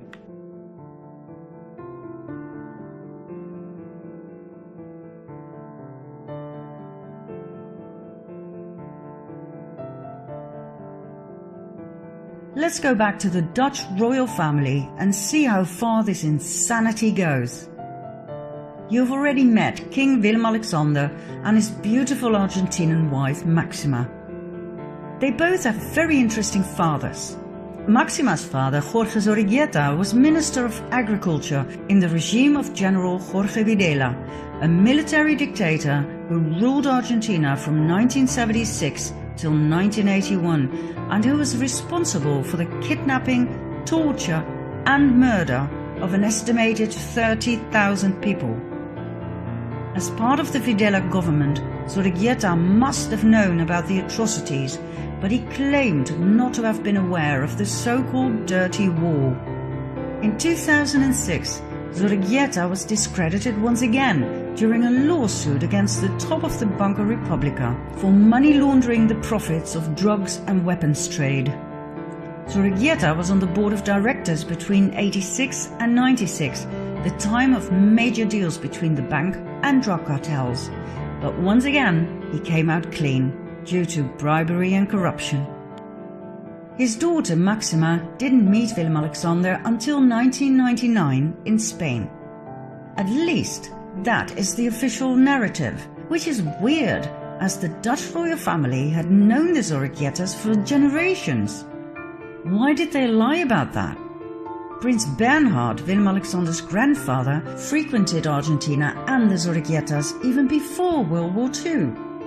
Both families had a holiday mansion in Bariloche, a ski area with mostly German visitors and inhabitants. As a matter of fact, Bariloche was a Nazi den where many SSers and Nazi scientists went during Operation Paperclip.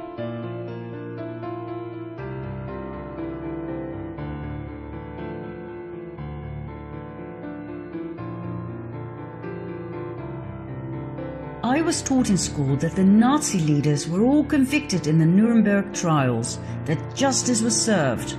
But did you know that only 10 Nazis were hanged and only 7 went to jail? That's it! The big Nuremberg trials, only 17 of them? Did you actually think, like I did, they all got what they deserved? Well, think again. They had way too much knowledge.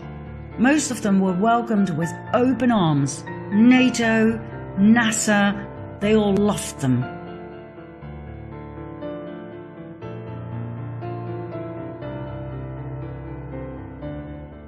Many SSers, scientists and engineers did not go to the US but to South America instead, especially after their retirement.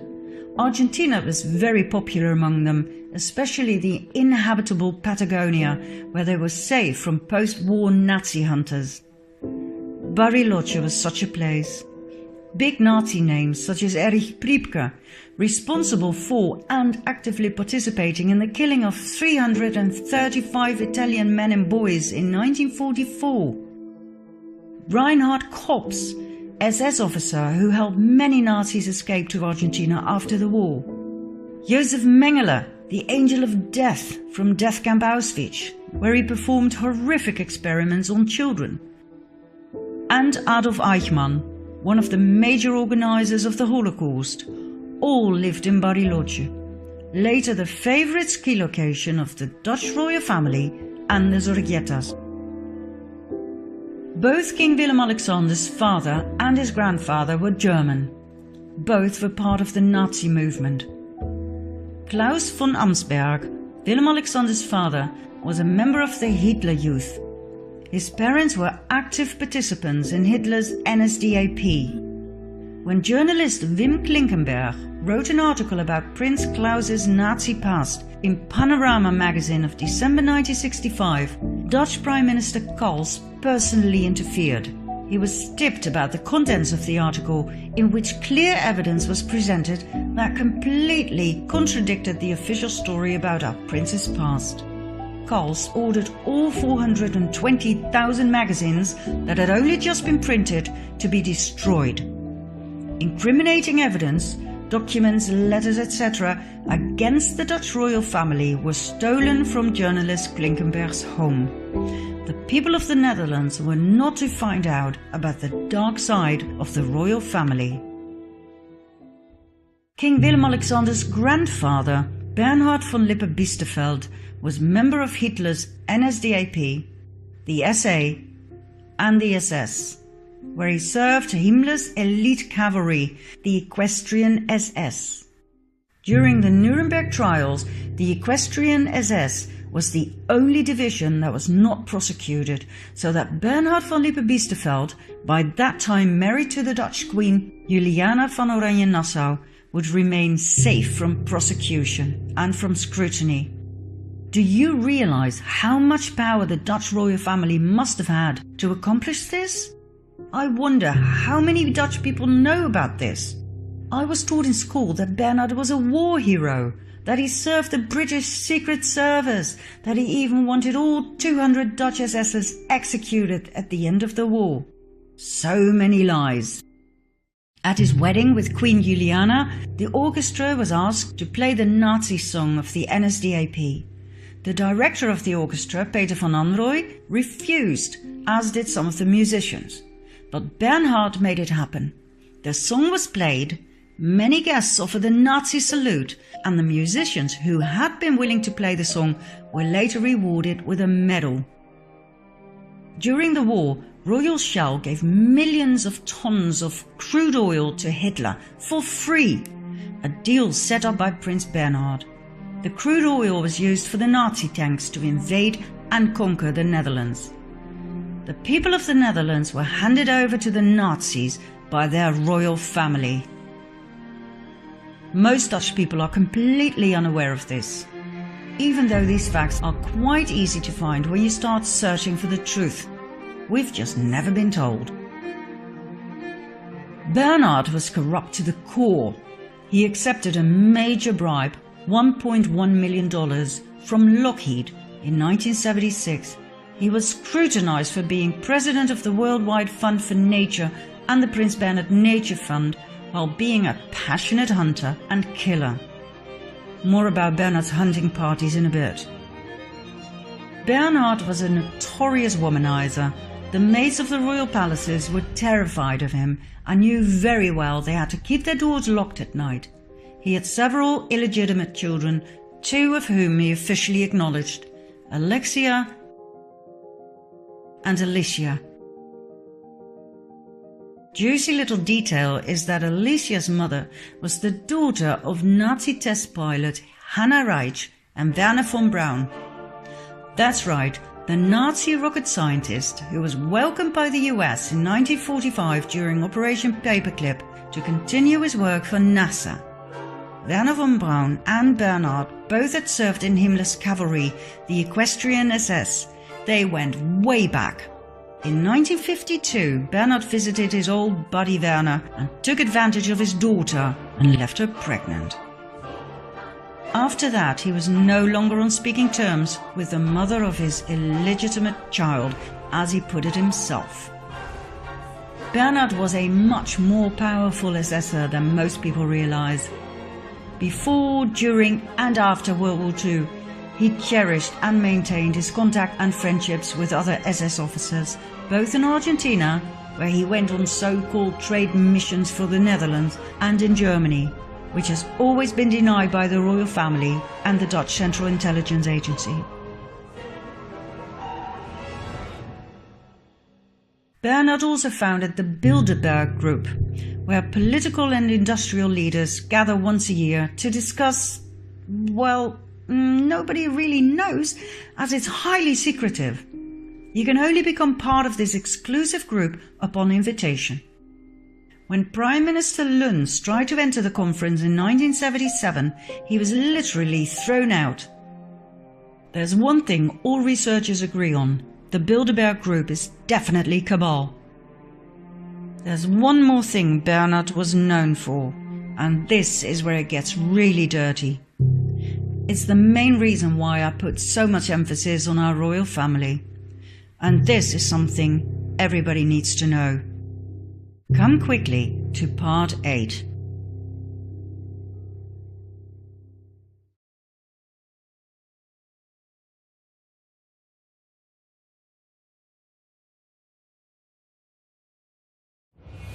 The more I studied the hidden side of the European royal families, the further I fell down the rabbit hole, until I stumbled upon something extremely dark. I will spare you the gruesome details. They are too horrific, too sickening. I urge you to do your own research. Google the names you're about to hear, read and listen for yourself, and make up your own mind. This is where Pizzagate returns to the story. Pizzagate is not just an American problem, it's a global problem. Let's get down to the real definition of Pizzagate. Worldwide, children are stolen and sold to elite pedophile rings. They are tortured, raped and murdered as part of satanic ritual ceremonies. The murderers then drink the children's blood and they eat their flesh. The blood of children who were severely traumatized before they died contains adrenochrome, a natural drug produced by the pineal gland in the brain. Adrenochrome is the highest valued drug in the world. The god these people serve is Satan. It's not a god of love and mercy. Whether or not you believe in the existence of Satan is not relevant. They do. And according to each and every eyewitness who has the guts to step forward, Pizzagate is real. Remember Mel Gibson's statements? He was ousted for not wanting to participate. He witnessed it though. And he is one of the very few who dares to speak about it. Personally, I think it's a miracle that he's still alive. Adrenochrome is real. It is the ultimate drug. This is what you look like when you take it, and this is when you no longer have access to it, thanks to President Trump. There was not as much time between these photos as you may think.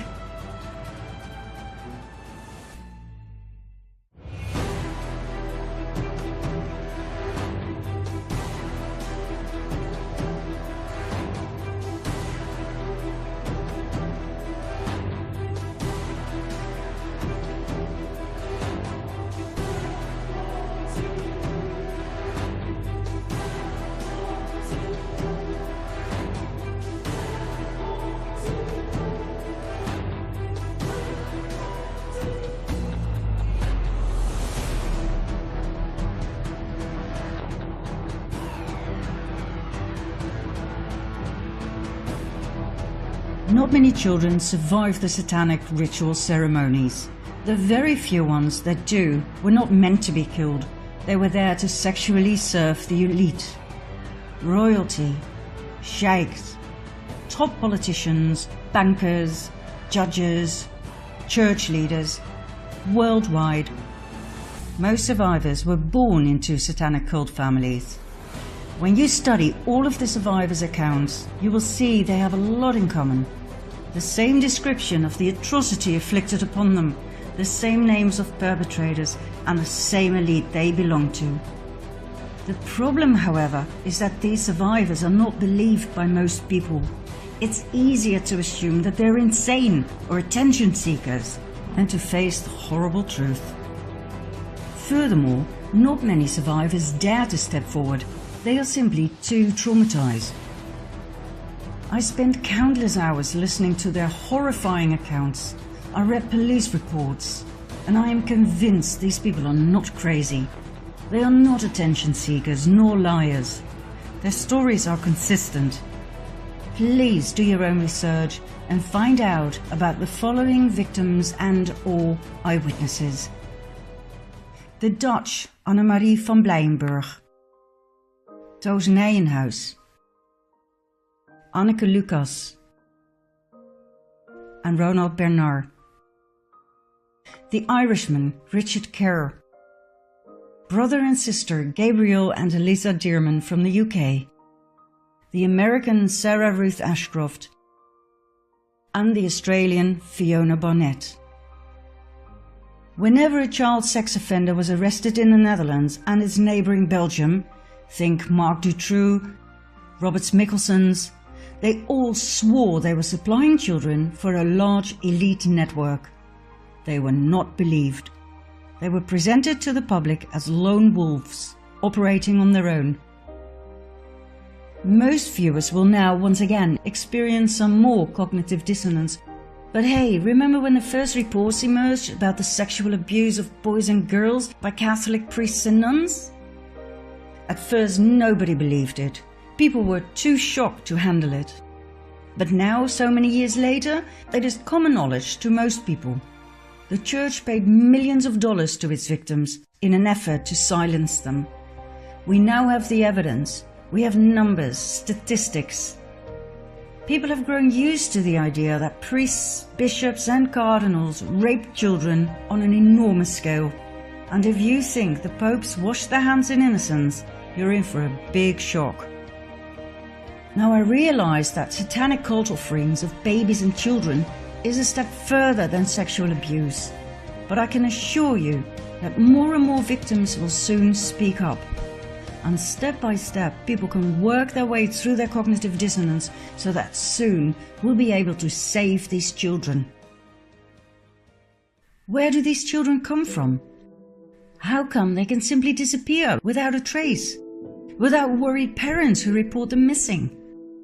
They come from orphanages, children's homes, youth detention centers. Some are homeless. Many are refugees fleeing wars. These children are stolen, sold. We're talking the fastest growing trade here. According to the survivors, not only the Dutch but also the British royal family are heavily involved in all of this. Back in the 1980s, a major controversy arose when it became clear that Prince Charles was a very close friend of Jimmy Savile, a notorious pedophile. Not only Charles, the entire royal family loved Savile, as did Prime Minister Margaret Thatcher.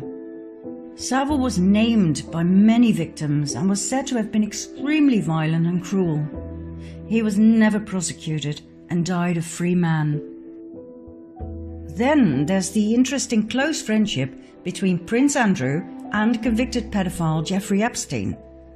Epstein held several young women as sex slaves, hiring them to his elite friends such as Prince Andrew.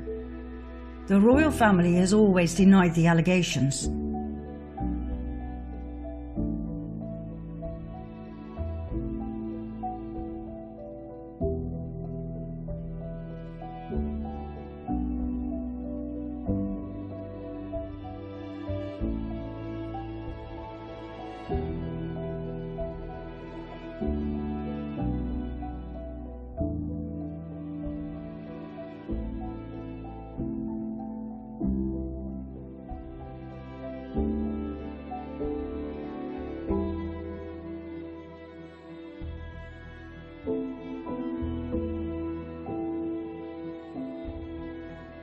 And there's more.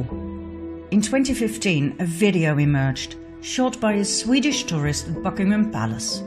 It shows a naked boy climbing out of a window of the palace using a bedsheet. The boy cannot hold on and falls to the ground.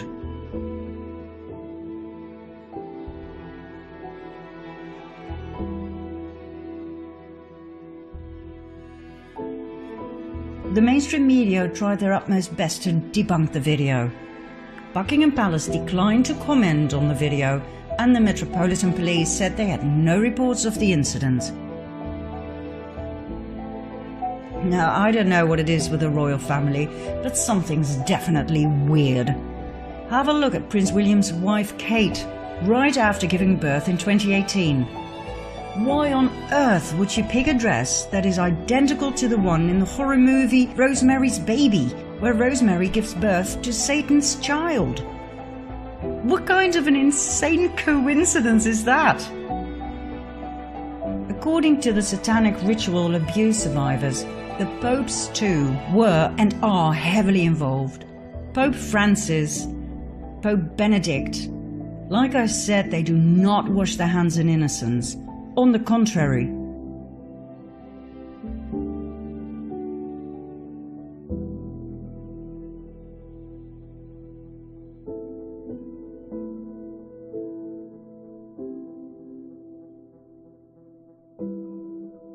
Both Pope Francis and the Dutch Prince Bernhard loved hunting parties, according to the survivors.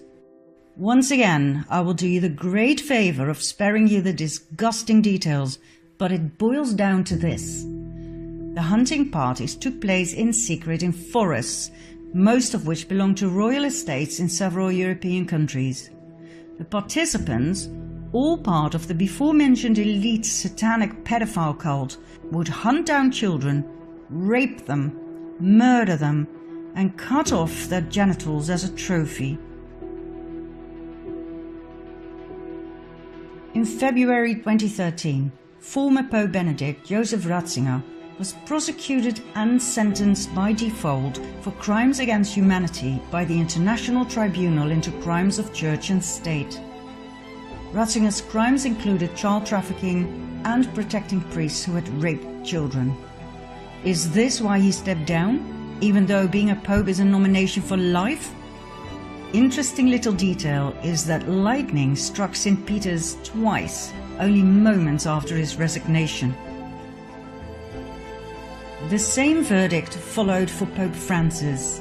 One accusation was added: complicity in murder in Argentina. Others who were also prosecuted and sentenced for crimes against humanity were the British Queen Elizabeth Windsor and her husband Prince Philip, former Canadian Prime Minister Harper, and 27 other dignitaries. Whether or not this will lead to arrests? Time will tell. For now, both the Pope and the royal family enjoy immunity. The International Tribunal into Crimes of Church and State extensively investigated the case of the rape, torture and murder of 50,000 native children in Canada.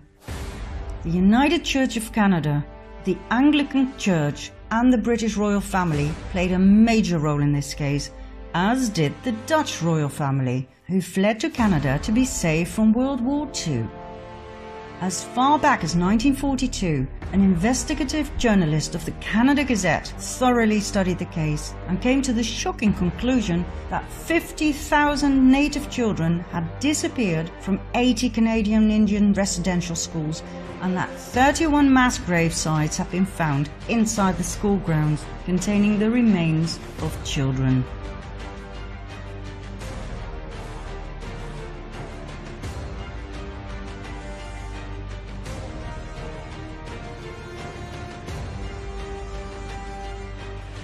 Now, as shocking as this may be, it is nothing new. On a regular basis, mass baby and children's graves are discovered, often near nunneries. In some cases, we don't know exactly what happened. In other cases, we do know, due to forensic evidence and the eyewitness accounts of survivors. Mel Gibson was right when he said that satanic cults with child sacrifices are nothing new. It goes way back into history.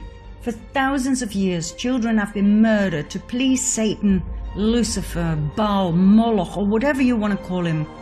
I have found many paintings of child sacrifice in Catholic churches during my own research. It's part of human history, but that doesn't mean it's okay.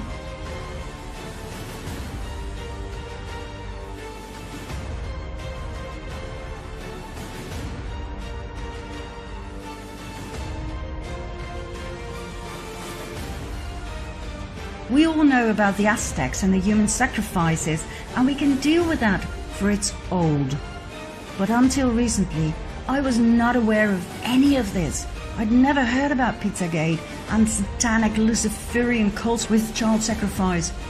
I thought it belonged to the past, to the Dark Ages.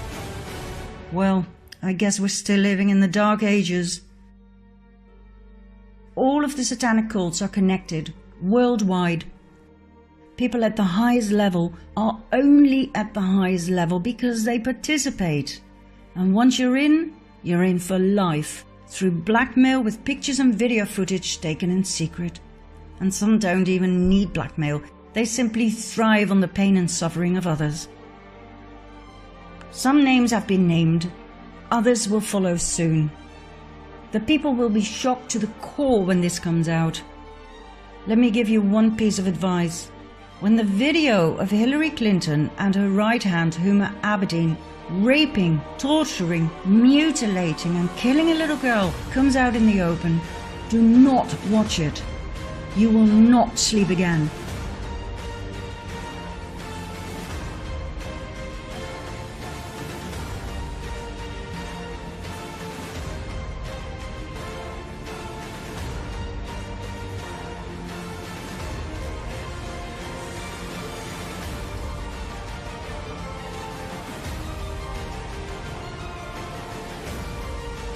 There are certain things I will not share with you here, simply because they are too horrific. Like this shower torture of a child by John Podesta. Search and find it for yourself if you like. I wish to wake people up, not traumatize them. The same goes for the red shoes. You want to know what they're made of? Do your own research. I'll give you a small hint.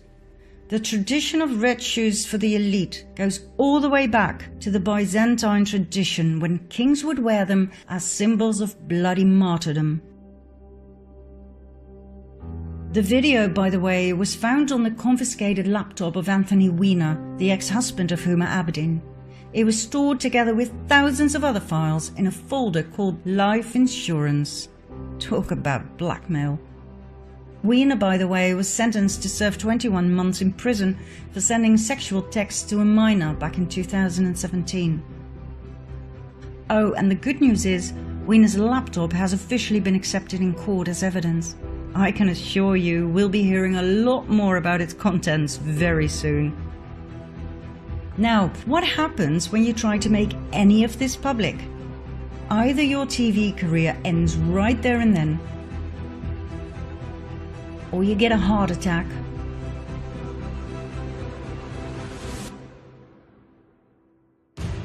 or your plane crashes,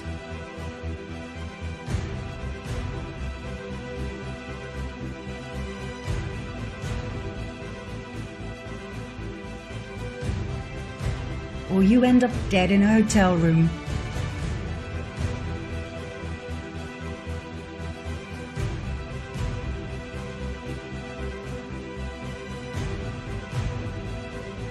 Or you are found with a bullet in your back, or you commit suicide.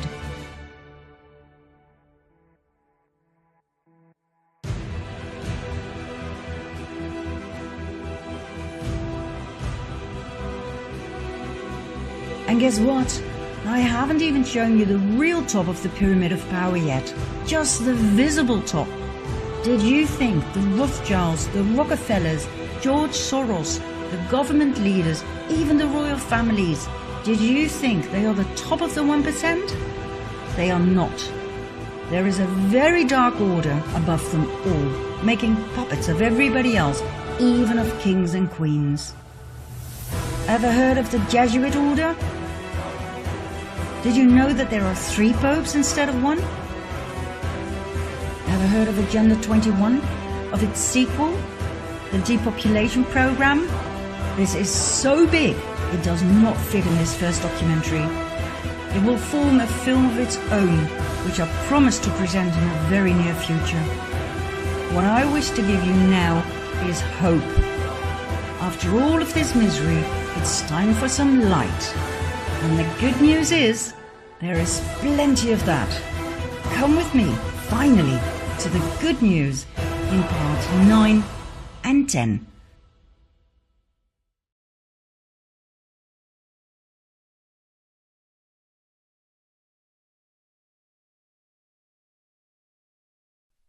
When Q arose on October 28, 2017, little did we know that a new era had started.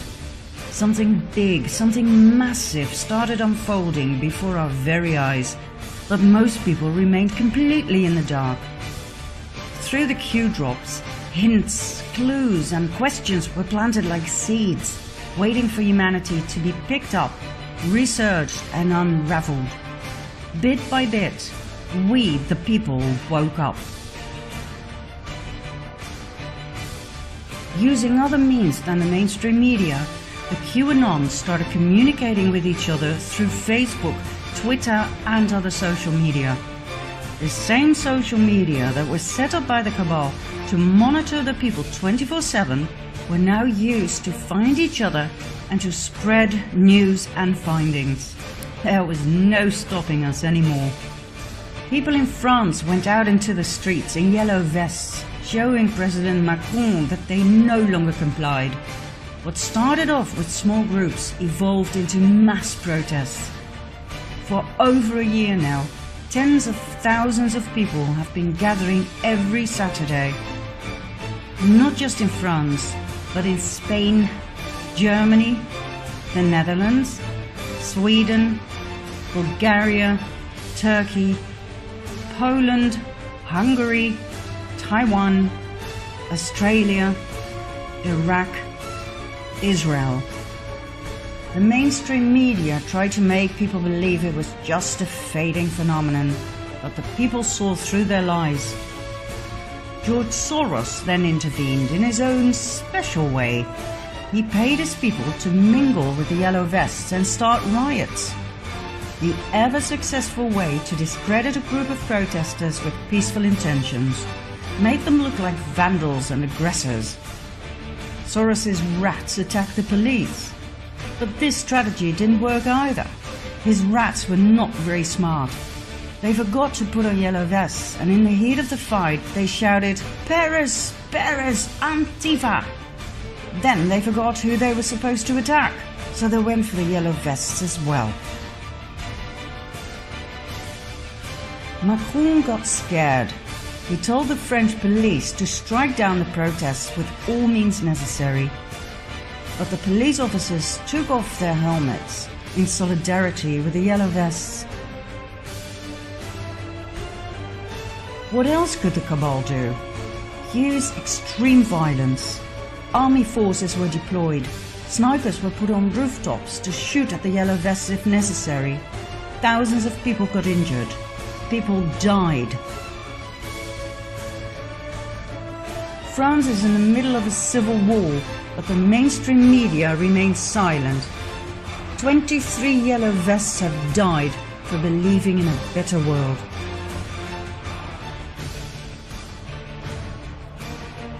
South America too shows massive protests, where people demand their corrupt governments to step down.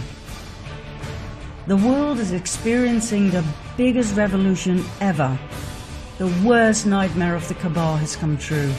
The people have woken up.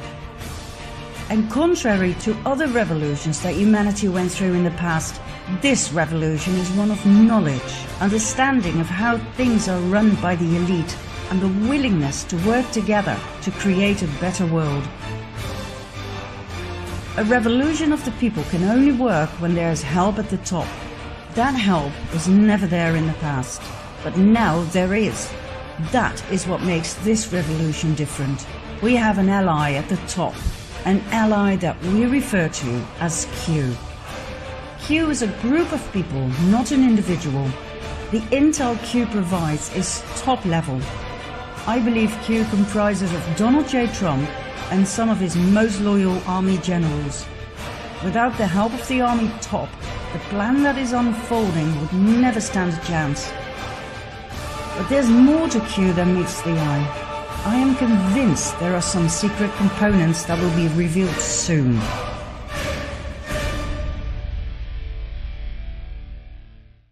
President Trump and the entire Q team are working out a plan that has been in the making for the past 20 years. A plan so all-encompassing, it took this long to calculate every step, every move to perfection. Every possible outcome of each and every step was thoroughly mapped out, leading to the next optimal move. We're talking probability calculation at the highest level. How do we know? Because Q made predictions of events that we, the people, could never have foreseen. President Trump gave clues in his speeches that pointed to events that were about to unfold, but most people didn't even notice them. The mainstream media made fun of them, but the QAnons recognized them and realized just how brilliant Q really was. Let me give you a few examples. In the middle of a press conference in November 2017, Trump stopped a few times to take a sip of water from a small plastic bottle. It seemed weird, completely overdone. He repeated this a month later in the middle of a talk about national security. He held the glass with two hands like a child.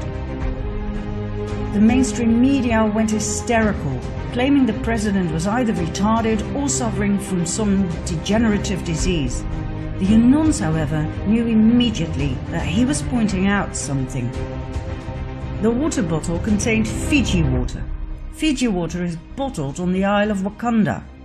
In 1973, Wakanda was bought by a Canadian businessman, David Gilmour. In 1996, he founded Fiji Waters. In 2016, Claire Bronfman, heiress to the multi-billion-dollar Seagram liquor fortune, bought 80% of Wakanda from Gilmour and financed the setup of Nexium on the island. Exactly, the sex cult run by Keith Raniere, who branded his initial into the women that he kept on the island as sex slaves, who were lured in by sweet-faced Alison Mack, the Smallville actress. The ball started rolling, arrests were made, and in April 2019, Raniere was found guilty on all charges, including racketeering and sex trafficking. Some of his victims were minors. Claire Bronfman and her sister Sarah pleaded guilty on all charges, as did Alison Mack. More incriminating things will come to the surface soon. Nexium donated a large amount of money to the Clinton Foundation. Claire Bronfman was CEO of a company called Bronfman Rothschild, as was Evelyn Rothschild and his wife Lynn. Remember them from the previous episodes? Isn't it fascinating how the same key players keep popping up? There's one more disturbing thing about this case, which involves the Dalai Lama. In May 2009, the Bronfman sisters organized an event with the Dalai Lama in Albany. There was a lot of criticism towards the Dalai Lama. How could he connect his good name with a sex cult? But he decided to go anyway.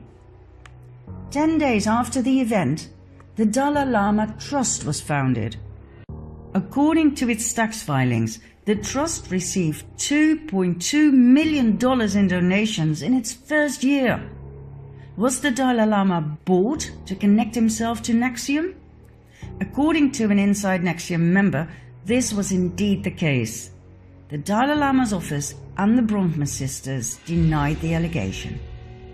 Now that this has come out into the open, it would be nice if the Dalai Lama would at least explain why he went along with the sex cult or apologize. But instead, he blames Trump on unethical behavior. Now, why was the Fiji case so important? Nexium will soon turn out to be just a small fish compared to what's coming. Think crimes against children, sex trafficking, and satanic child sacrifice. Think big names like the Clintons, the Obamas, and the Podestas. What Trump did was he started off with a case important enough to be presented to the people, but small enough not to completely shock them. He chose Nexium to let the public get used to the major offences that are about to be revealed. This is what we call red-pilling the people, a term coined in the movie The Matrix. Do you want the blue pill or the red pill? If you choose the red pill, you will be shown the truth, and there's no way back.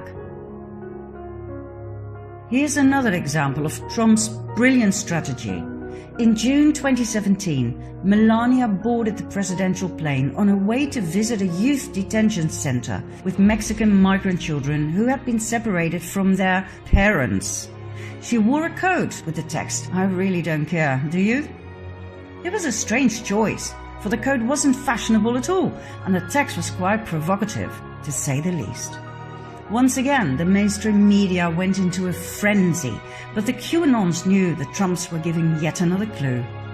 The coat turned out to be a Zara product. An investigation made clear that Zara made use of slave labor. As a result, Armancio Ortega, founder and CEO of Zara, resigned 6 months after Melania's action. Yet another clue that was being given by Melania was the fact that these children were not separated from their parents, but saved from child traffickers. More than 8,500 CEOs resigned over the last 2 years, many for unclear reasons, just like Hugh had predicted. Was Trump indeed draining the swamp like he had promised? One of Q's crumbs that was repeated several times was, "We have the server." It quite clearly referred to Hillary Clinton's server, the one she tried so hard to destroy before it would be used against her in a court of law. But how did the Q team lay their hands on it? The clue was given in Helsinki, Finland, when Trump met Vladimir Putin on July 16, 2018. Trump openly asked the audience, "Where is the server? Where are the servers? They are missing. Where are they? What happened to Hillary's emails? 33,000 emails. They're gone. Just gone. I think it's a disgrace." Remember the scene with the soccer ball? Putin handed Trump the ball and said, "The ball is now in your court." Trump took the ball and said, "This will go to my son, Barron." He then threw the ball to Melania. What was so special about the ball? Why the big smiles and the twinkling in their eyes? What was going on here? And why did Melania post a tweet with this picture later that year? Many QAnons agree on the theory that the content of the servers was inside that soccer ball, containing enough incriminating evidence to put a lot of people in Washington, D.C. behind bars for life. Try evidence for the Uranium One scandal, where Hillary Clinton, as Secretary of State, and with knowledge and approval of President Obama, gave Russia control of 20% of America's uranium by approving the Rosatom deal. The Russian company Rosatom had bought the Canadian company Uranium One in 2010, 3 years after the latter had purchased Eurasia, owned by Frank Justra, our friend with the pedophile logo from part 4. Remember? Justra had officially stepped down after the purchase, so why did he donate $145 million to the Clinton Foundation right after the Rosatom deal was signed?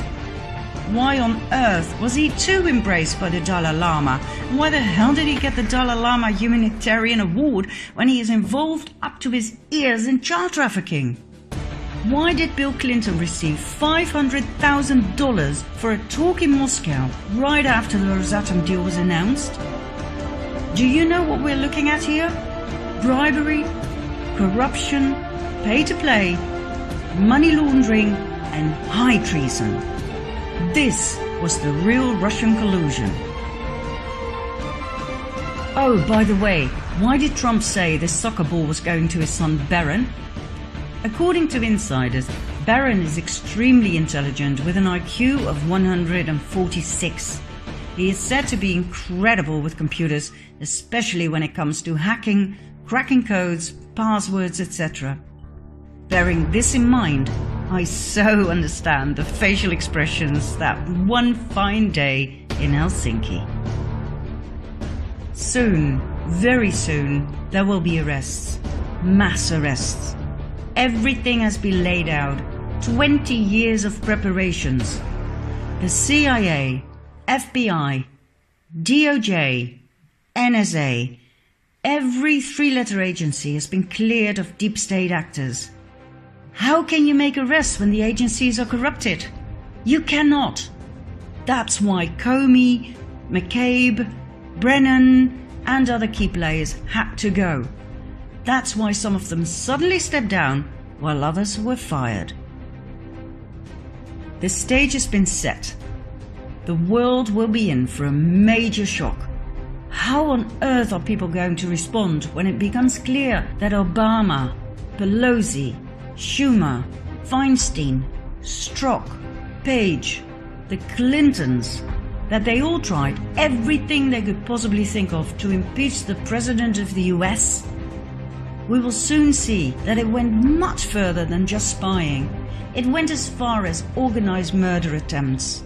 The Cabal, the deep state, tried to assassinate the President of the United States on multiple occasions.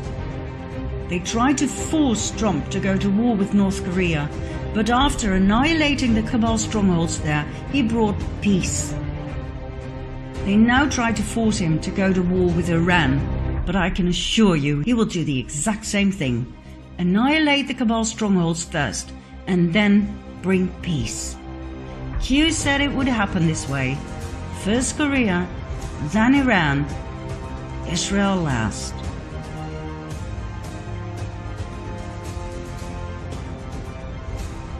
Then there is Obama's high treason.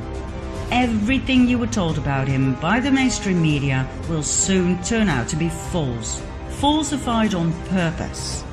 Soon we will be presented with hard evidence concerning his birth certificate, his ties to the Muslim Brotherhood, the extremist party behind ISIS. Pictures such as these will start to surface.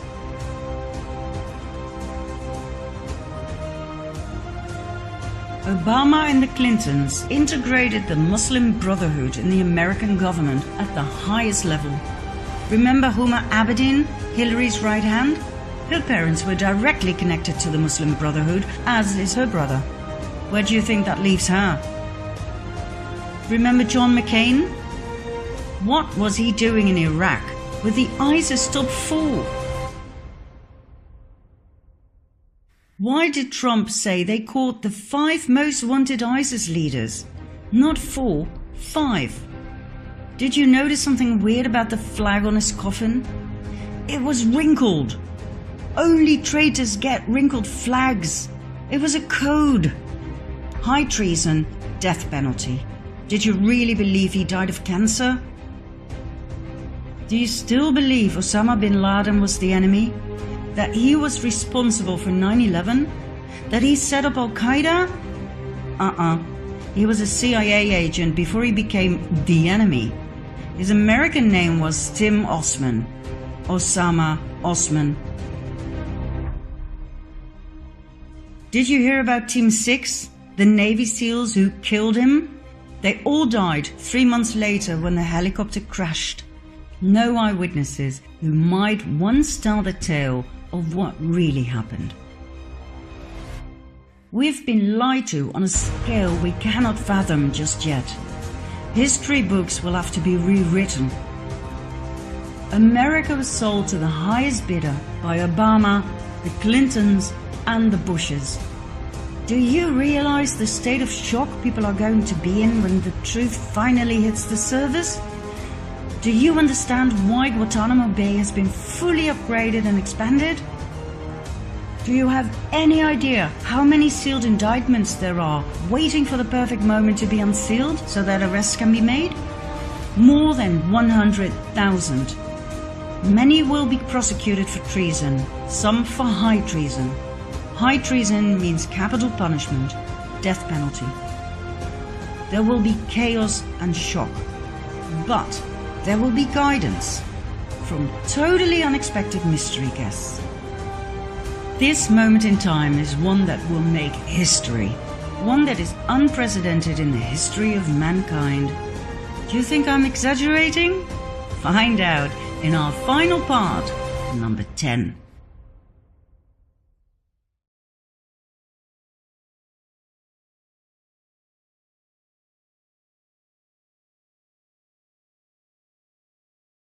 When everything we've seen in the previous episodes is presented to the public with undeniable evidence, people will be in shock.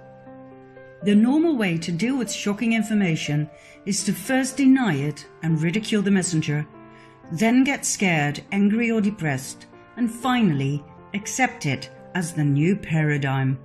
This will take some time. I believe we're going to need a spokesperson to convey to the world what happened. Somebody who will be believed by everybody, Democrats and Republicans alike. That person cannot be Donald Trump. He will be hated by the Democrats, no matter how much peace he brings upon them. If I were to choose, for the US at least, it would have to be JFK Jr., John as his father used to call him.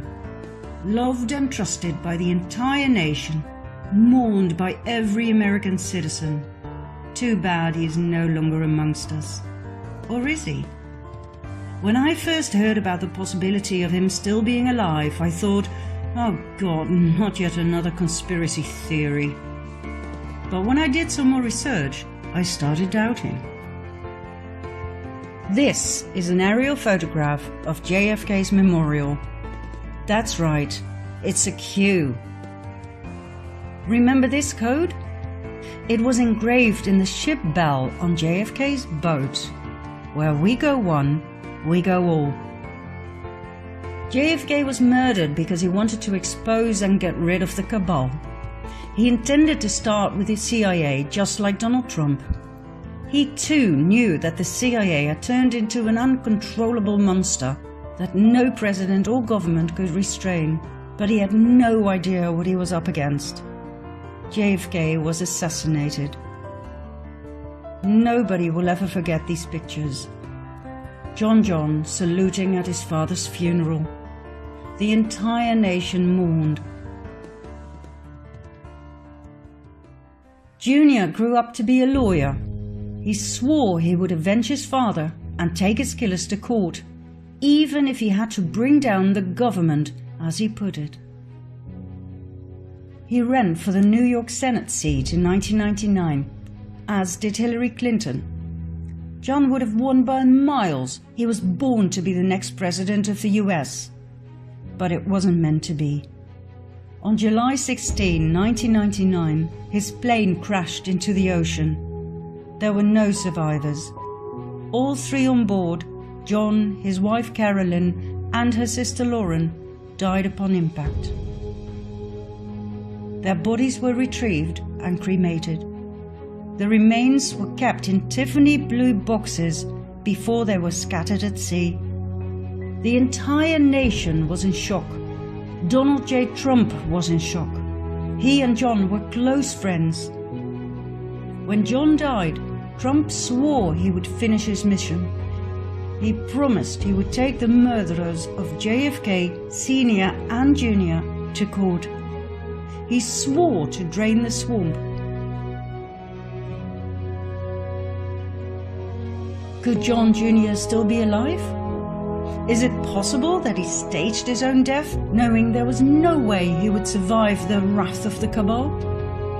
The only way to possibly fulfill the mission was to stay low. A master plan was developed, and in the course of 20 years, every single step was analyzed and executed. An entire team was put together with insiders at the top who were willing to give their lives for the cause, the annihilation of the cabal and the liberation of the people. They left hints and clues as to inform those who had already woken up to the truth. Trump communicated directly with the people by means of his Twitter account, thus avoiding the corrupted mainstream media. In every speech and every tweet, he used codes for the QAnons to pick up on. He used spelling errors such as kefirfe instead of coffee, referring to a new act about the saving of all social media posts by the president. The act was introduced 12 days after Trump's tweet. He wrote hamburgers instead of hamburgers, referring to people who are below the devil and who commit acts that even the devil would consider evil.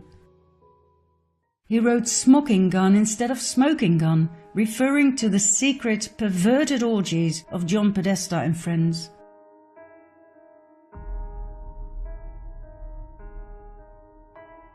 Trump's clumsy behavior showed his victory over cabal key players. Every move, every so-called error, every little detail was important. Everything was a communication with the people. Remember when Donald and Melania Trump were welcomed by the Obamas at the White House on day one of Trump's presidency? Remember the gift Melania gave to Michelle? The Tiffany blue box?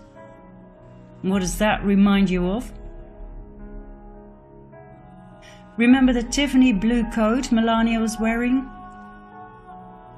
So many references to JFK, Sr. and Jr.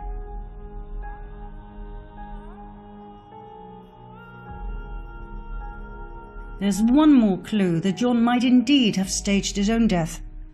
In September 1995, he founded and edited a glossy politics lifestyle magazine called George. In this particular edition, the cover seems to be giving a lot of clues. Survival Guide to the Future? Interesting. Bill Gates on world domination? Okay. Hillary Clinton, Indictment Day. Will Hillary get busted? Wow. The lady reappears in the editing room. In the background, there she is. Platform 2020. That's the year of the next presidential election. And then it reads, "Buckle your chin strap and hold on as George enters the time warp and re-emerges in the year 2020. Time warp? Is this John communicating that he will reappear in 2020? If John is alive, would he show himself to the public from time to time? Disguised, of course, yet clear enough for the Anons to see? Meet Vincent Fusca, presented to the public as a Trump enthusiast and volunteer at the Trump rallies. Now I know he's not the spitting image of John Jr. Different nose, different mouth, not quite as handsome. But hey, if they can make Eddie Murphy look like this, everything is possible, right? Bear that in mind. Vincent Fusca does not seem to have a past. No old pictures, no family tree, nothing. He suddenly appeared. His name means Conqueror of the Dark. He often wears a fedora hat, very similar to JFK Sr. And this I find interesting. His nose changes. Sometimes it's bigger than John's, sometimes it's not. Now I can understand why John would change his appearance slightly from time to time as to give hints to the QAnons. But why would a Trump fan do such a thing? Then there's the mystery lady in the audience, always close to Fusca. My, doesn't that big smile look familiar? What about Lauren, Carolyn's sister? The two were very close. Maybe Carolyn didn't want to disappear without her? Maybe she was informed on the plan? And maybe she decided to join them and stay low as well? Could this be Carolyn, presented as Fusca's colleague at the rallies? When Q was asked, is JFK Jr. alive? The answer was no. But when Senior dies, Junior no longer is Junior. The question should have been, is JFK alive?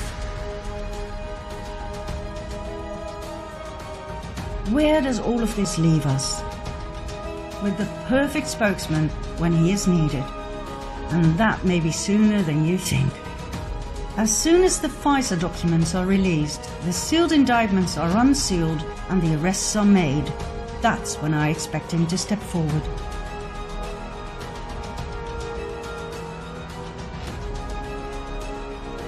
The world is in the middle of the greatest transition ever. An entire era of suppression of the masses is about to end. I doubt if we can fathom the vastness of what is about to be revealed, nor the impact it will have on the world. Think about it. World peace to start off with. That's literally what Trump said to a reporter who asked if he'd be nominated for the Nobel Peace Prize. The prize will be world peace. Can you imagine a world without war? I don't think we can. We've been led to believe that war is normal, that it's part of being human. Well, it's not. Suppression isn't normal. Poverty isn't normal. There's enough food to feed the entire world. The problem is uneven distribution of means, money and food. Taxes aren't normal, they're not even legal. Trump has already stated he will get rid of the Fed and several taxes, including income tax. As we've seen in part 2, they are illegal, unconstitutional. Can you imagine how much money can be saved that way? Can you even begin to imagine what even distribution will look like? Then there's the impact all of this is going to have on our use of energy resources. I'm sure you've heard of Nikola Tesla, the famous inventor of many beautiful things in the area of electricity, magnetism and physics in general. An absolute brilliant mind who wanted to share his invention of free energy with the world. This was a thorn in the side of the Cabal, who made billions of profit with oil, coal and other fossil fuels. Tesla was arrested, his work was stolen. All his inventions were seized by the American government. John Trump, Donald's uncle, was a brilliant physicist, electrical engineer and inventor. During World War II, he joined the National Defense Research Committee. In 1943, he reviewed and analyzed the Tesla papers right after Tesla died. That's right, Tesla's inventions on clean and free energy, on anti-gravity, and on much more that has been kept hidden from the public because there was no money in it, fell into the hands of Donald Trump's uncle, whom he loved and greatly admired. Guess how that fits in Q's plan to save the world. Oh, and there's one more thing. Take a look at this picture. Doesn't John Trump remind you of someone? Somebody very important in the truth movement? Julian Assange. Could he be John Trump's son? Donald Trump's cousin? Let's put it this way, nothing surprises me anymore, and it sure makes sense. And bearing in mind all the magnificent inventions of both Nikola Tesla and John Trump, I wouldn't be surprised either if they had invented a time machine. After all, if you can bend space, which was definitely within the reach of Tesla, then you can change time. If quantum physics is correct, if you can really jump from one timeline to another parallel one, you can time travel, change certain things and go back without people noticing a thing. Unless you leave clues behind, like a magazine that seems totally out of place. Like Q predictions of specific outcomes that could impossibly have been foretold, not even with the use of quantum probability theory. Is that how Q works? With direct knowledge of the future through various timelines, probability waves? Is that why Trump is still alive and even missile attacks have been countered? Is this how Q manages to predict exact poll numbers and events to the minute and second precise as encoded in the Q drops and the Q clock? Is this how the mysterious author Ingersoll Lockwood was able to write a book in 1889 and another one 4 years later about young Baron Trump and his adventures through a space-time portal guided by a man called Don, the master of all masters? All current topics are in the books. Dirty politics, an unexpected candidate, a man called Pence, Russia, even the exact location of the Trump Tower. 1889? The mysterious author also wrote a book about the last president. Furthermore, his name appears on a watch, the Ingersoll Trump Pocket Watch. The same sort of watch used by the White Rabbit in Alice of Wonderland, a tale often referred to by Q. Time travel?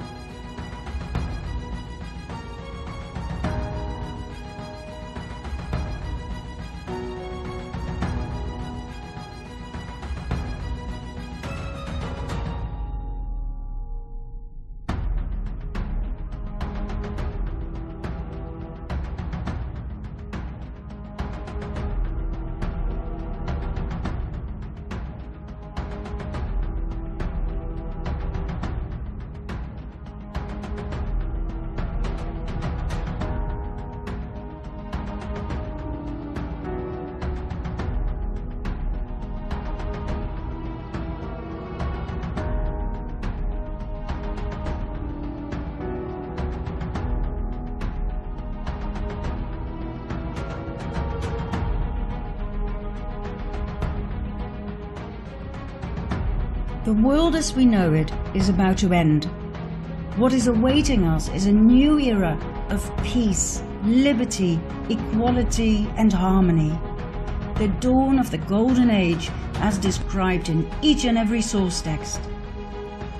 I have grown to fully trust Don, master of all masters. He may seem rude, clumsy and silly from time to time, but he has earned my trust in the past 2.5 years when I suspiciously followed his every move. He is a genius, a 5D chess player, a man with a huge heart. There will be a relatively short bridge period between the two in which people can adjust to the new paradigm and its energies. I don't think there will be much chaos. Everything is ready to be implemented. A new banking system without interest, new ways to educate our children, a new medical system without poisonous addictive chemicals, and so on and so forth. All we have to do is be patient, watch everything unfold, trust the plan, do whatever we can to help others wake up, and remain focused and ready to assist, ready to help create a beautiful new world. Some people will wake up faster than others, remain calm and in service to all. Or as Q once put it so beautifully, as long as you sleep, we will fight for you. Where we go one, we go all.